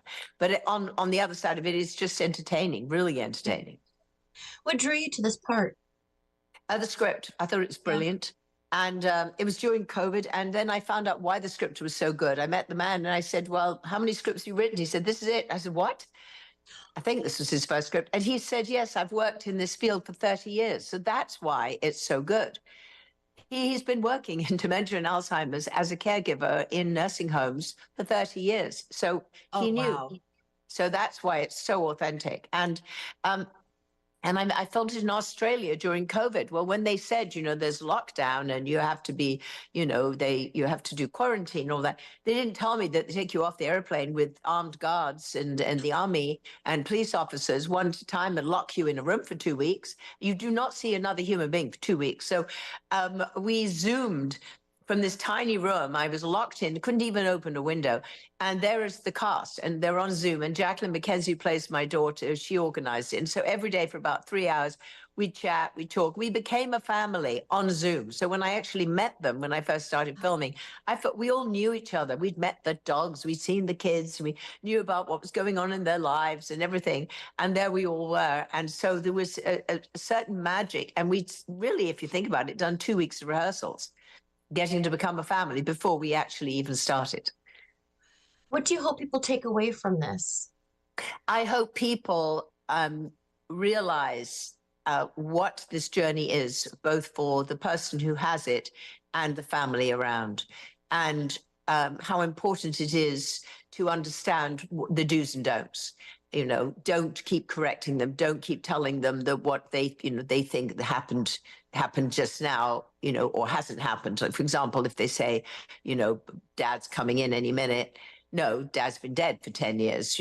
Don't let them relive that pain again. And also, how do you let them make their own choice? How do you deal with it? And what can you do and can't you do? I had a family member who died 20 years before her loved one because she wouldn't accept any help. She just couldn't. You can't cope. It's too hard. Yeah. So that's a big one, especially when you're not living in the present, but kind of in the past, but maybe in the future too, because things happen. I mean, that's a tough road to walk. It really is. It's very tough. I also made another little movie called And You Are, which is a short, hopefully coming to a film festival near you, but again, about dementia, different angle on it. And I also did the documentary Glenn Campbell, I'll Be Me. So I really know a lot about this subject. And, being firsthand for years with Glenn and with, my uncles who got it, I really felt what it was like to be lost in that world, in that tangle. Jane, you are absolutely one of the most beautiful women that has ever walked the face of the earth. Thank you so much for your time today. Ruby's Choice is going to be available like today, I believe, streaming, right? Streaming everywhere. Yes, just look it up. And you know what? If you get it, watch it with some other people, because it's a really wonderful experience to watch it with other family members or friends. I love that idea. Thank you so much, Jane. You have an incredible day. Thank you. Pick a day in May and head our way. This is Dale from Wilder Auto, and I would like to invite you to stop by and check out our new selection of Wilder certified used. Trade-ins make the best used cars, and we've got a great fresh selection of cars, trucks, SUVs, and vans to choose from. Plus, every vehicle we sell includes the Wilder Advantage, which means lower cost of ownership and peace of mind. So come check us out or 24/7 at wilderauto.com.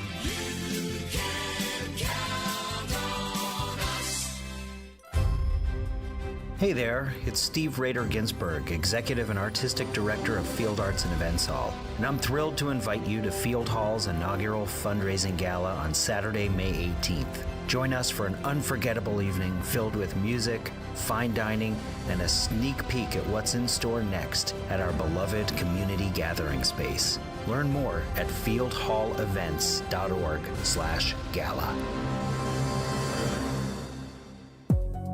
Here's your News Radio KONP forecast. Bright sunshine expected this afternoon with daytime highs approaching 55. Northwest winds 15 to 20 miles per hour. Lows dip down to about 41 tonight. Clear skies. Mainly clear tomorrow. High of 59. Ample sunshine and dry Thursday and Friday. Upper 60s Thursday. Low 70s by Friday. I'm weatherology meteorologist Paul Trombley. Right now it's 54 degrees.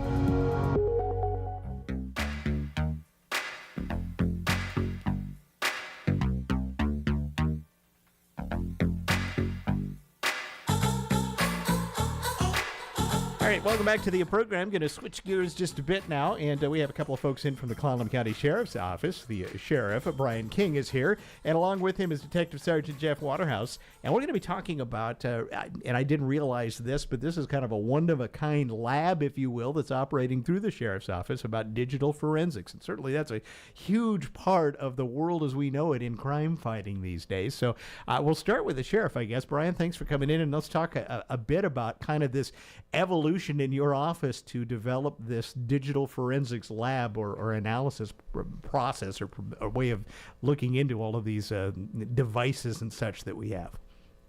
Yeah, so we several years ago, Jeff and I were having a conversation. It was kind of on the heels of a large homicide investigation we had on Barra Meadows here in Port Angeles, and we just identified this as a necessity, and Jeff did a really good job of convincing me as well as we're having these conversations, because obviously there's a monetary investment, and a monetary investment that we're going to have to weigh against what it's going to produce. But in the end, I cannot be more proud of the product that we're producing, and the fact that our office and our detectives are on the leading edge of processing digital evidence, which is so valuable to bringing. How much? I mean, everything is on a digital device these days, pretty much. I think this is impactful of almost every crime you're involved in. Every crime, everybody carries a cell phone. I mean, that's just like, it's hard to find anybody in our society now that doesn't have access to a cell phone, access to a gaming system, access to hard drives, and this evidence is so vitally important in bringing people to justice. All right. So with that said, Jeff Waterhouse has kind of put this all together. So Jeff, back over to you. Talk a bit about kind of what you are doing here. Literally, I guess, cracking into some of these devices. Right. Sure. So I'll back up a little bit about what the sheriff said. That's okay. And so it started at a necessity, really. So we had a necessity to be able to get evidence forward to prosecute a specific case, but we also identified the value that it would have across the board. So we started small, like anything you do, right? Mm-hmm. You start with this and see if this works. So that's what we did. So we started with a computer, and we started with a Tableau device that images computers and hard drives. So we started with that. That was highly successful. It was highly successful in that case. And that's when you tell them, like, hard drives come out of anything, right? A computer, a laptop, a tablet. I mean, there's so many things that you can take it out of. So that's what we used it for. So that went well. And then from there, we just progressed on. So now we can look at cell phones. So in this area, there's two major cell phone imaging devices. So we have Cellbrite, which is used by Port Angeles PD and Sequim PD, but we brought in something else to really maximize the region's reach when it comes to getting into cell phones. Another option, basically. If, sure, so that would be great. PAPD had it one way, you might be able to supplement that somehow. Basically, with our combined strength, we can tackle a problem more efficiently. Yeah, I got to say, with cell phone thing, that's got to be a bulk of what you're dealing with most of the time. Am I correct? Absolutely, yeah. Cell phones, I mean, most people live on their phones these days, right? I mean, if I ask you to go to a location you're not familiar with, I'm going to put it, that's do. right, yeah. Absolutely. Yeah. So, that's huge. And like the sheriff was saying, this is capabilities that we haven't had in the past, that we haven't had in this region. Yeah. So it's not only the fact that we're able to image computers, it's not only the fact we can access cell phones now, it's about how are we going to process it. So we also have different methods of processing that data, because we've got to analyze the data, process the data, and what that's going to look like. So to Brian, I guess, a bit, there's some budgetary stuff in here as well. You meant weighing off the cost of putting this in place with what you're getting for it. But there was also a tremendous cost of not only, I think, money, but time because you would have to send this out to a third-party lab often, right? Yeah, so, I mean, the benefit really has been we're not driving these devices long distances and relying, waiting 6 to 9 months to process them. And then what we realized is some of our returns on what we were asking for the crime lab to do was not everything that we needed to get done in the first place. I mean, they would image a hard drive for us, but we weren't analyzing what evidence was actually on that drive. And And so we looked at that. Now the really exciting thing, that really supports our efforts at this point is that our lead digital forensic analyst is a volunteer. And that's where I was getting next, is I think a lot of this is built on the fact that you've had some volunteer folks that have some capability to add to this. Yes, and so, that's been a tremendous help. And, at the Sheriff's Office, with the support that we have from the public and just the citizens, we have anywhere from 130 to 150 volunteers at any time supporting our mission. Guy Craner, who's doing the lion's share of the work in our Criminal Investigations Bureau, he is such a dedicated, valued asset. I was hoping he could be here today, but he's actually taking a vacation to Florida, and so he couldn't be here today. But we get 1,400 hours of volunteer work from him a year, and he is just passionate about the work that he does. And he's such a great asset, and we're looking to expand our capabilities downstairs, in part because of how successful it has been. Word travels, and now we have requests from Kitsap County, we have requests from Jefferson County, Port Angeles Police Department. Everybody is coming to us because we're quick, we're efficient, we're not waiting. You might wait a month, you might wait a week, but you're not waiting for several months. That's what I was going to say. When you were sending this stuff out, how long was the typical wait? And then, as you just pointed out, Brian, that often it was, I'm not going to say they did it wrong, but it wasn't, you probably needed it reprocessed in some ways because you needed another piece of information. Yeah, so the efficiencies across the whole system, everything from prosecution to discovery, it is so nice to know that this is the product we want to produce, that these are the images that we want to search for. So we can do those all incrementally. And oftentimes you're relying on, that evidence to advance your investigation. Right. And this is even before you get into court with some of this, right? Absolutely. Right. And so the fact that we can advance our investigations so quickly, it's, at this point, I'm happy to say we could not live without this, without this program. And so, as always, it comes down to, a conversation that I have with commissioners and convincing the commissioners that this software is necessary. And I think the reputation of our forensic unit has certainly caught their eye and said, we're going to continue to support the sheriff's endeavors in doing this work. All right, so Jeff, back to you. Take us through. There's no such thing, I guess, as a typical case, but take us through, kind of what the process looks like and how you use this software, how it gets to, your volunteers that are in there putting in these 1,300 hours a year. Yeah. So we've only got one volunteer. Right. So the unit is basically me and a volunteer, forensic right. analyst Guy Craner. So, and he does crank out a lot of the work because I have other duties and responsibilities I have to do too. But yeah, so typical case would be something like a cell phone, right? So we were talking about cell phone earlier. Everybody's got a digital fingerprint, right? Whether it's a cell phone, a computer, a tablet, there's some kind of something. There's a digitized device that they deal with on a daily basis. So we would get it in. So we get it in from either us or an outside agency. We'd have a search warrant with it. We have to verify the search warrant to look at the scope of what's on it, and then based on that, then we hook the phone up to our device, which is a gray key device. So we hook up with that, and it forensically images that phone. Right. What's a gray key device? Perfect. Yeah, my fault. So a gray key device is what we actually use to image the phone. So what it does, it makes basically a forensic duplicate. Okay, so you're copying this phone's data, basically. All right. Completely over. So it's a complete image of the phone. And then based on the parameters of the search warrant, then we can decide that it's going to go from this date and this time to this date and this time. So it extracts that data from the phone once it's imaged. So once the phone's imaged, we've extracted that data. Now we got to compile that data. So that's when it comes into software. So that data is then put into software, which is Axiom Magnet, and then it parses it. So then it parses it to phone numbers, contacts, text messages, whatever we're looking for, Google searches, Bing searches, whatever is on that phone that we have access to within the scope of that search warrant.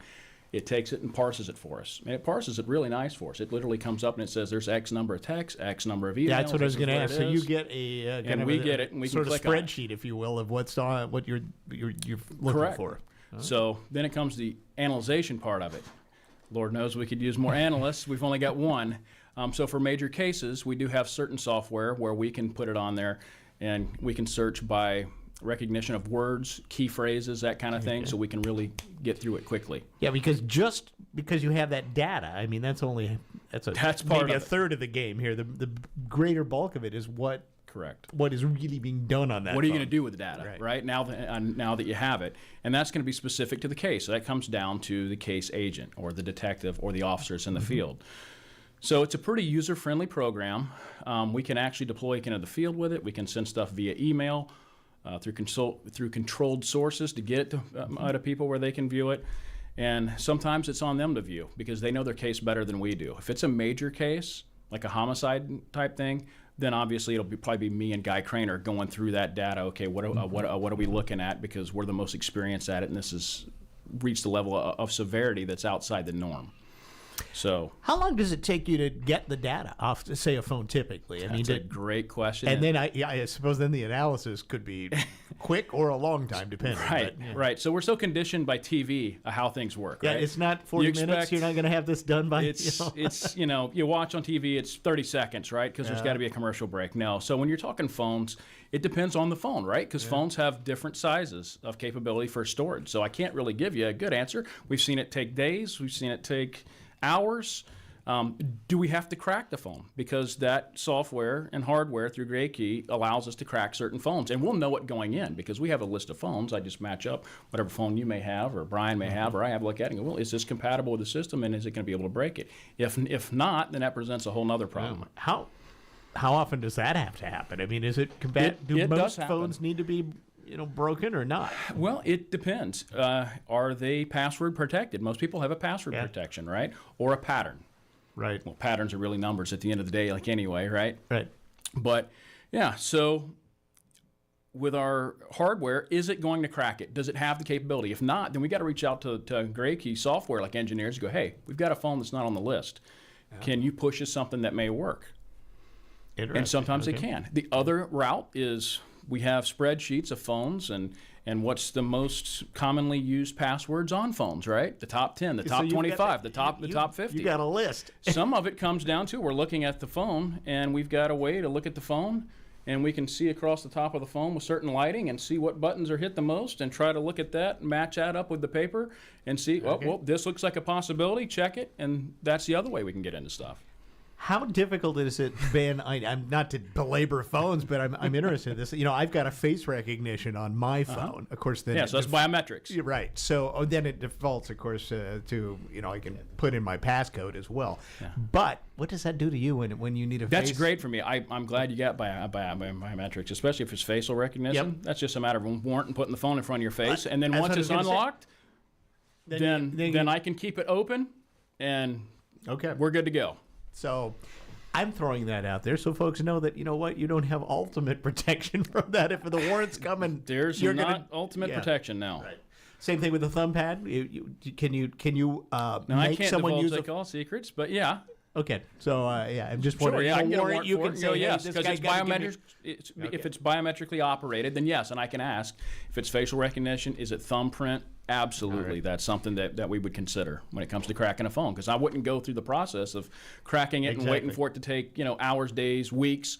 We've got one on there. It's been on there for 6 months.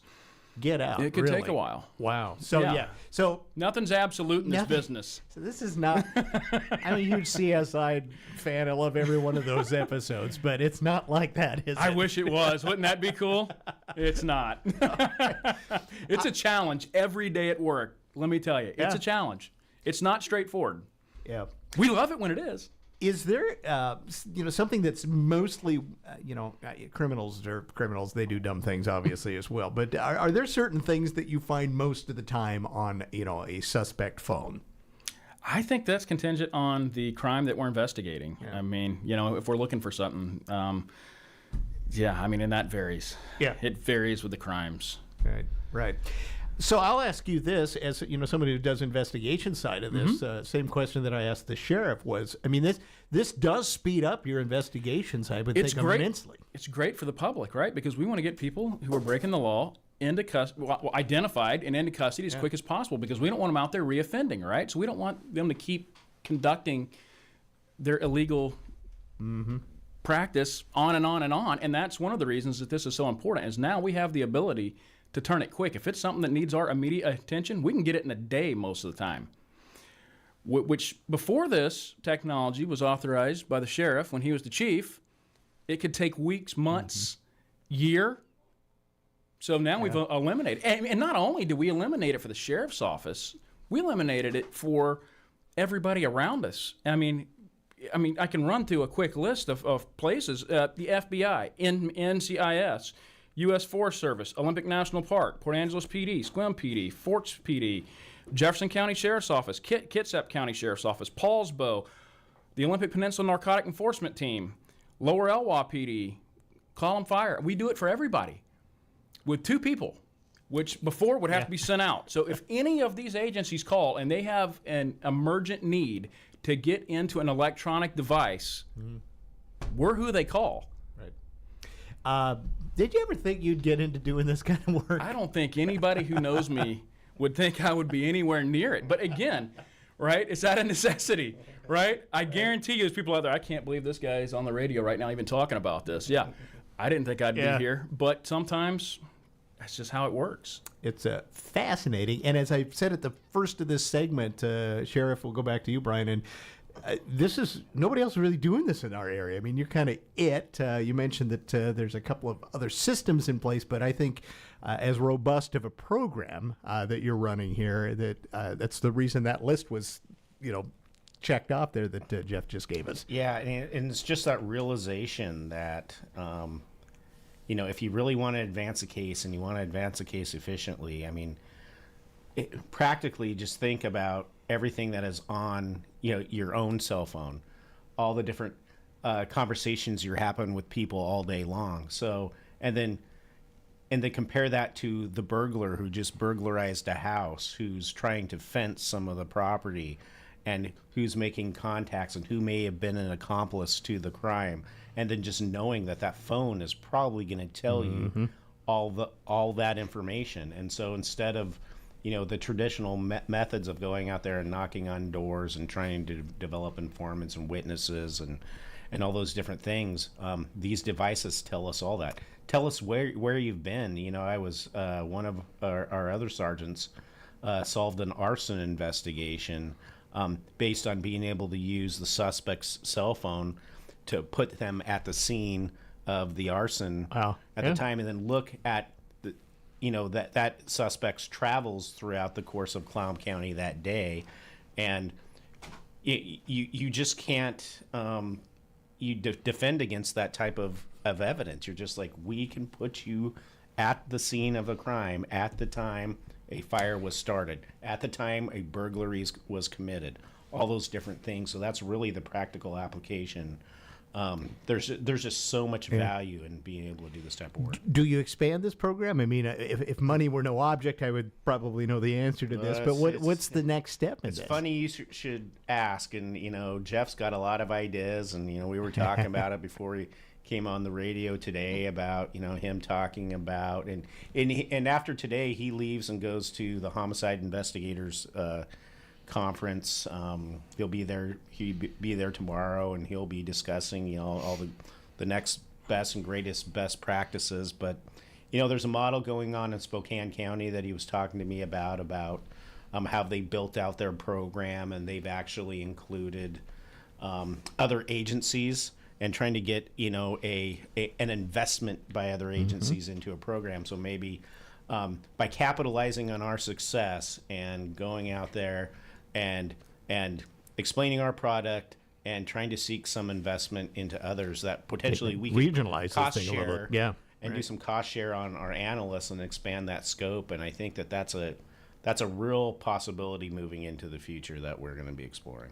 All right. Yet one more thing happening at the basement of your operation that I had no idea was happening. So there you go. So, Brian, it's always great to have you. Thanks for coming down. This was a really interesting topic today. And Jeff Waterhouse from the Sheriff's Office, I think you're doing okay with the tech stuff, even if you may have been reluctantly brought into it. But right. And I mean, it's so needed. And as Brian was saying, I did have a conversation with him coming into this, and there's other people in the region that are looking to us on how to build their stuff, which would be a force multiplier, right? Yeah. I mean, we could use, if we're busy and they're not, as an overflow and type thing. But I think real quickly the way it's going is more analysts, because we're compiling a lot of data and we're relying a lot on our deputies and our detectives and even police officers from other like agencies or special agents from the federal side. But I think more analysts would really drive it home a lot more, because we have like all this data, but it takes so long to get through. And as you know, it's me and Guy. Yeah, I was going to say, and Guy's on vacation right now. You're taking off on a conference, so there you have it. Right? Yeah, the Lone Ranger going to be at a conference here in about 2 hours. All right, that's Detective Sergeant Jeff Waterhouse. Great to see you again, Jeff. Thanks for coming down. Thanks, sir. And also the Sheriff from Clallam County, Brian King, in to talk about this new, well, relatively new digital forensics operation, this lab that they're operating at the Sheriff's Office. We're going to take a break and wrap things up on the program after this. I understand that as our world becomes more automated, receiving personalized service from a real person is more meaningful than ever. I'm Dan Shappy, and as a farmer's agent, I know a thing or two about how to help you select the insurance you want so you can protect what matters most. Call 360-681-0696 to learn more and chat with me, a real person and experienced farmer's agent, today. We are farmers. Bum, ba-dum, bum, bum, bum, bum. Underwritten by Farmers Truck Fire Insurance Exchanges and Affiliates. Products not available in every state. Red Carpet Car Wash in Carlsberg is always adding to the list of things they provide to keep your vehicle looking brand new. The full detail shop is just one more service to check off that list. Not only will your interior and exterior shine, your engine will sparkle too. Red Carpet is also getting some winter upgrades, including new equipment in the manual bay and new vacuums. Call Kyle today and let him get you scheduled for your red carpet treatment Tuesday through Saturday. 360-461-0826. At Olympic Peninsula Title, we wear a lot of different hats. We're investigators, analysts, and the protectors of property rights. We seek a high standard of accuracy. Our commitment to exceptional service strengthens our mission. We reduce risk. We stay on top of the current issues affecting property rights. We sweat the small stuff to give our customers the peace of mind they deserve. When it's time to choose a title company to close your transaction, opt for Olympic Peninsula Title. Locally owned and family run since 1981. National Karastan Month is underway now at McCrory Carpet One, offering the biggest savings of the year on Karastan flooring, with prices starting at just $2.99 a square foot for carpet and $4.99 a square foot for LVP. If you desire timeless flooring for your home or business, Karastan flooring is flawless, long-lasting, and made for a life lived beautifully. Right now, get 12 months of 0% financing OAC. When it comes to the perfect flooring, there's no better combo than Karastan and my friends at McCrory Carpet One. Find out the cost of free love from the best-known speaker on sex and sexuality. Pam Stenzel has been speaking to over 500,000 young people each year about these issues and the importance of abstinence. Pam will be at the St. Matthew Lutheran Church in Port Angeles on Friday, May 10th at 4:30 p.m. for a mother, daughter, and friend dinner, and Saturday, May 11th at 3 p.m. Adults and youth 11 and up. RSVP to this free event at stmatthewpa@gmail.com or call 457-4122. Easy Pawn in downtown Port Angeles is filling up with merchandise for its new front-end gift shop. There's even a new adult humor section in the upper mezzanine that will have you giggling from one end of the room to the other. Stop in for fun gifts you can't get anywhere else in town. We've also ramped up the archery department at Easy Pawn East and always have a great selection of new and used firearms with the option to custom order. We look forward to your visit. We're the talk of the peninsula. Newsradio KONP, Port Angeles Squim, FM 101.7 and 101.3. A Radio Pacific From station. ABC News. I'm Lindsay Davis, anchor of Prime, streaming weeknights on ABC News Live. Stormy Daniels, the adult film actress at the center of former President Trump's criminal trial, testified today about the alleged sexual encounter with Trump and the hush money prosecutors say she was paid for her silence. ABC's Olivia Rubin was in the courtroom. She was speaking so confidently and so passionately and so quickly without any hesitation in what she was saying. She came across as quite credible, really like a storyteller on the stand. And that is what also appeared to sort of agitate Donald Trump. Cross-examination was heated. Court is dark tomorrow. Daniels returns to the stand Thursday. Israel confirms its troops have taken control of part of the Rafah border crossing in southern Gaza, but U.S. officials say the operation seems limited in its scope, at least for now. ABC's Marcus Moore is in Tel Aviv. It seemed pretty clear that this was not going to be a massive, all-encompassing ground operation focusing on the entire city of Rafah. And really the main signals for that were the fact that less than 24 hours before the operation started, Israel delivered or dropped flyers in the eastern part of the city urging 100,000 people to evacuate. As the fallout continues over campus protests over the war between Israel and Hamas, President Biden reiterated his stance against anti-Semitic threats and actions. There is no place on any campus in America, any place in America, for anti-Semitism or hate speech or threats of violence of any kind.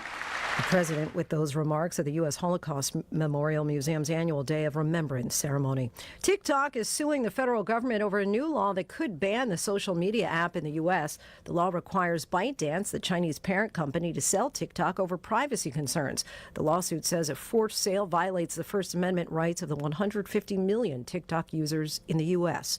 You're listening to ABC News. Discovering Ever-Present Love Active in Your Life is a talk by practitioner and teacher of Christian Science Healing, Janet Hegarty, on May 18th at 2 p.m. This free event will be in person at the Quality Inn and Suites, 134 River Road, Sequim, and online at christiansciencesequim.org. You can call 360-683-9174 for more information. Love might be what life is all about. Neighbors, the next generation, our community. The chance to rebuild and thrive belongs to everyone. United Way of Kalm County is committed to improving the health, education, and financial stability of every person in our community. With our partners, donors, and advocates, we've reached more people to make a bigger difference in Clown County. Give for a brighter future. Advocate for a better tomorrow. Volunteer to make a positive change. That's what it means to live united. Join us in making an impact in our community by donating at www.unitedwayclown.org/donate.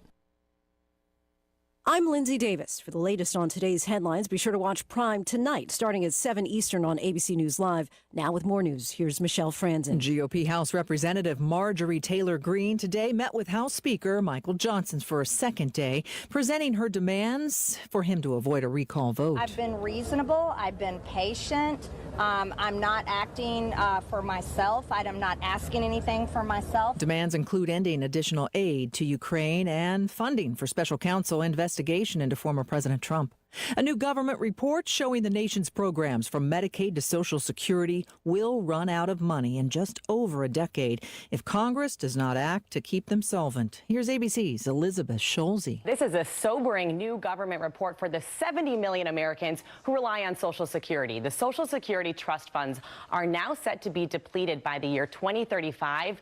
At that point, the government would have to start cutting benefits that are critical to so many retirees and disabled Americans. Medicare is set to be depleted a year later in 2036. More than 67 million older Americans rely on Medicare for their health insurance. A long line of volatile storms continuing in the South and Midwest today. There have been 19 reported tornadoes across 7 states since Monday. This line of storms, the same line of storms, is now pushing eastward. It's moved through Cincinnati, now headed through parts of the Ohio Valley, sweeping across the state of Indiana at the moment. Michelle Franzen, ABC. Omaha State. Klahani Gymnastics is so much more than mats, bars, and balance beams. It's a place for building strength and confidence in our kids. It's promoting self-esteem and key building blocks for a healthy lifestyle. And of course, fitness is always fun at Klahani. Get the favorite child in your life a gift certificate for tuition and call to check on our schedule for upcoming classes. 360-457-5187. Klahani Gymnastics on Acorn Lane in Port Angeles. Making fitness fun since 2009. KONP News brought to you by McCrory Carpet One. Always priced right, always done right. McCrory Carpet One. In Everett, a 66-year-old man accused of kidnapping and murdering a woman way back in 1984 entered a not guilty plea to charges Monday.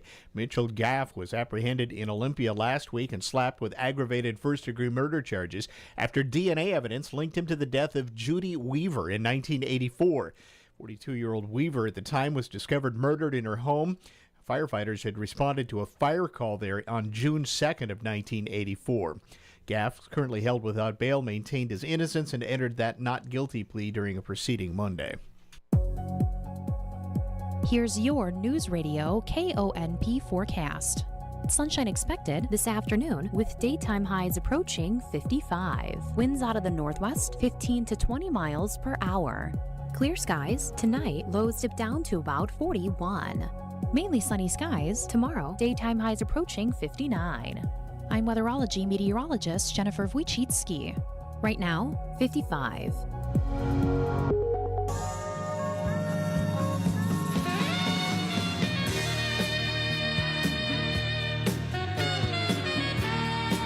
Live from the headquarters of Ramsey Solutions, it's The Ramsey Show, where we help people build wealth, do work that they love, and create amazing relationships. I'm Ramsey personality George Camel, joined by not one but two compadres today, Dr. John Deloney and my good friend Ken Coleman. And there's a reason we went full Sports Center today with this setup, because we are celebrating the launch of my friend Ken Coleman's brand new book, Find the Work You're Wired to Do, which comes with access to his amazing Get Clear career assessment. And I'm telling y'all, if you are trying to win with money, you've got to be winning at work. And that is something that my friend Ken harps on. Ken, I have my results, and we'll get into that. But I want to talk about why the relationship between work and money. Yeah, well, let's first look at what David said for decades, which is that your income, presumably from your full-time job, but I guess, we have 3 part-time jobs, whatever it is, but your income is your greatest wealth-building tool. That's where you take that money, if you use the baby steps as we've taught, and you're smart with your money, you live on less than you make,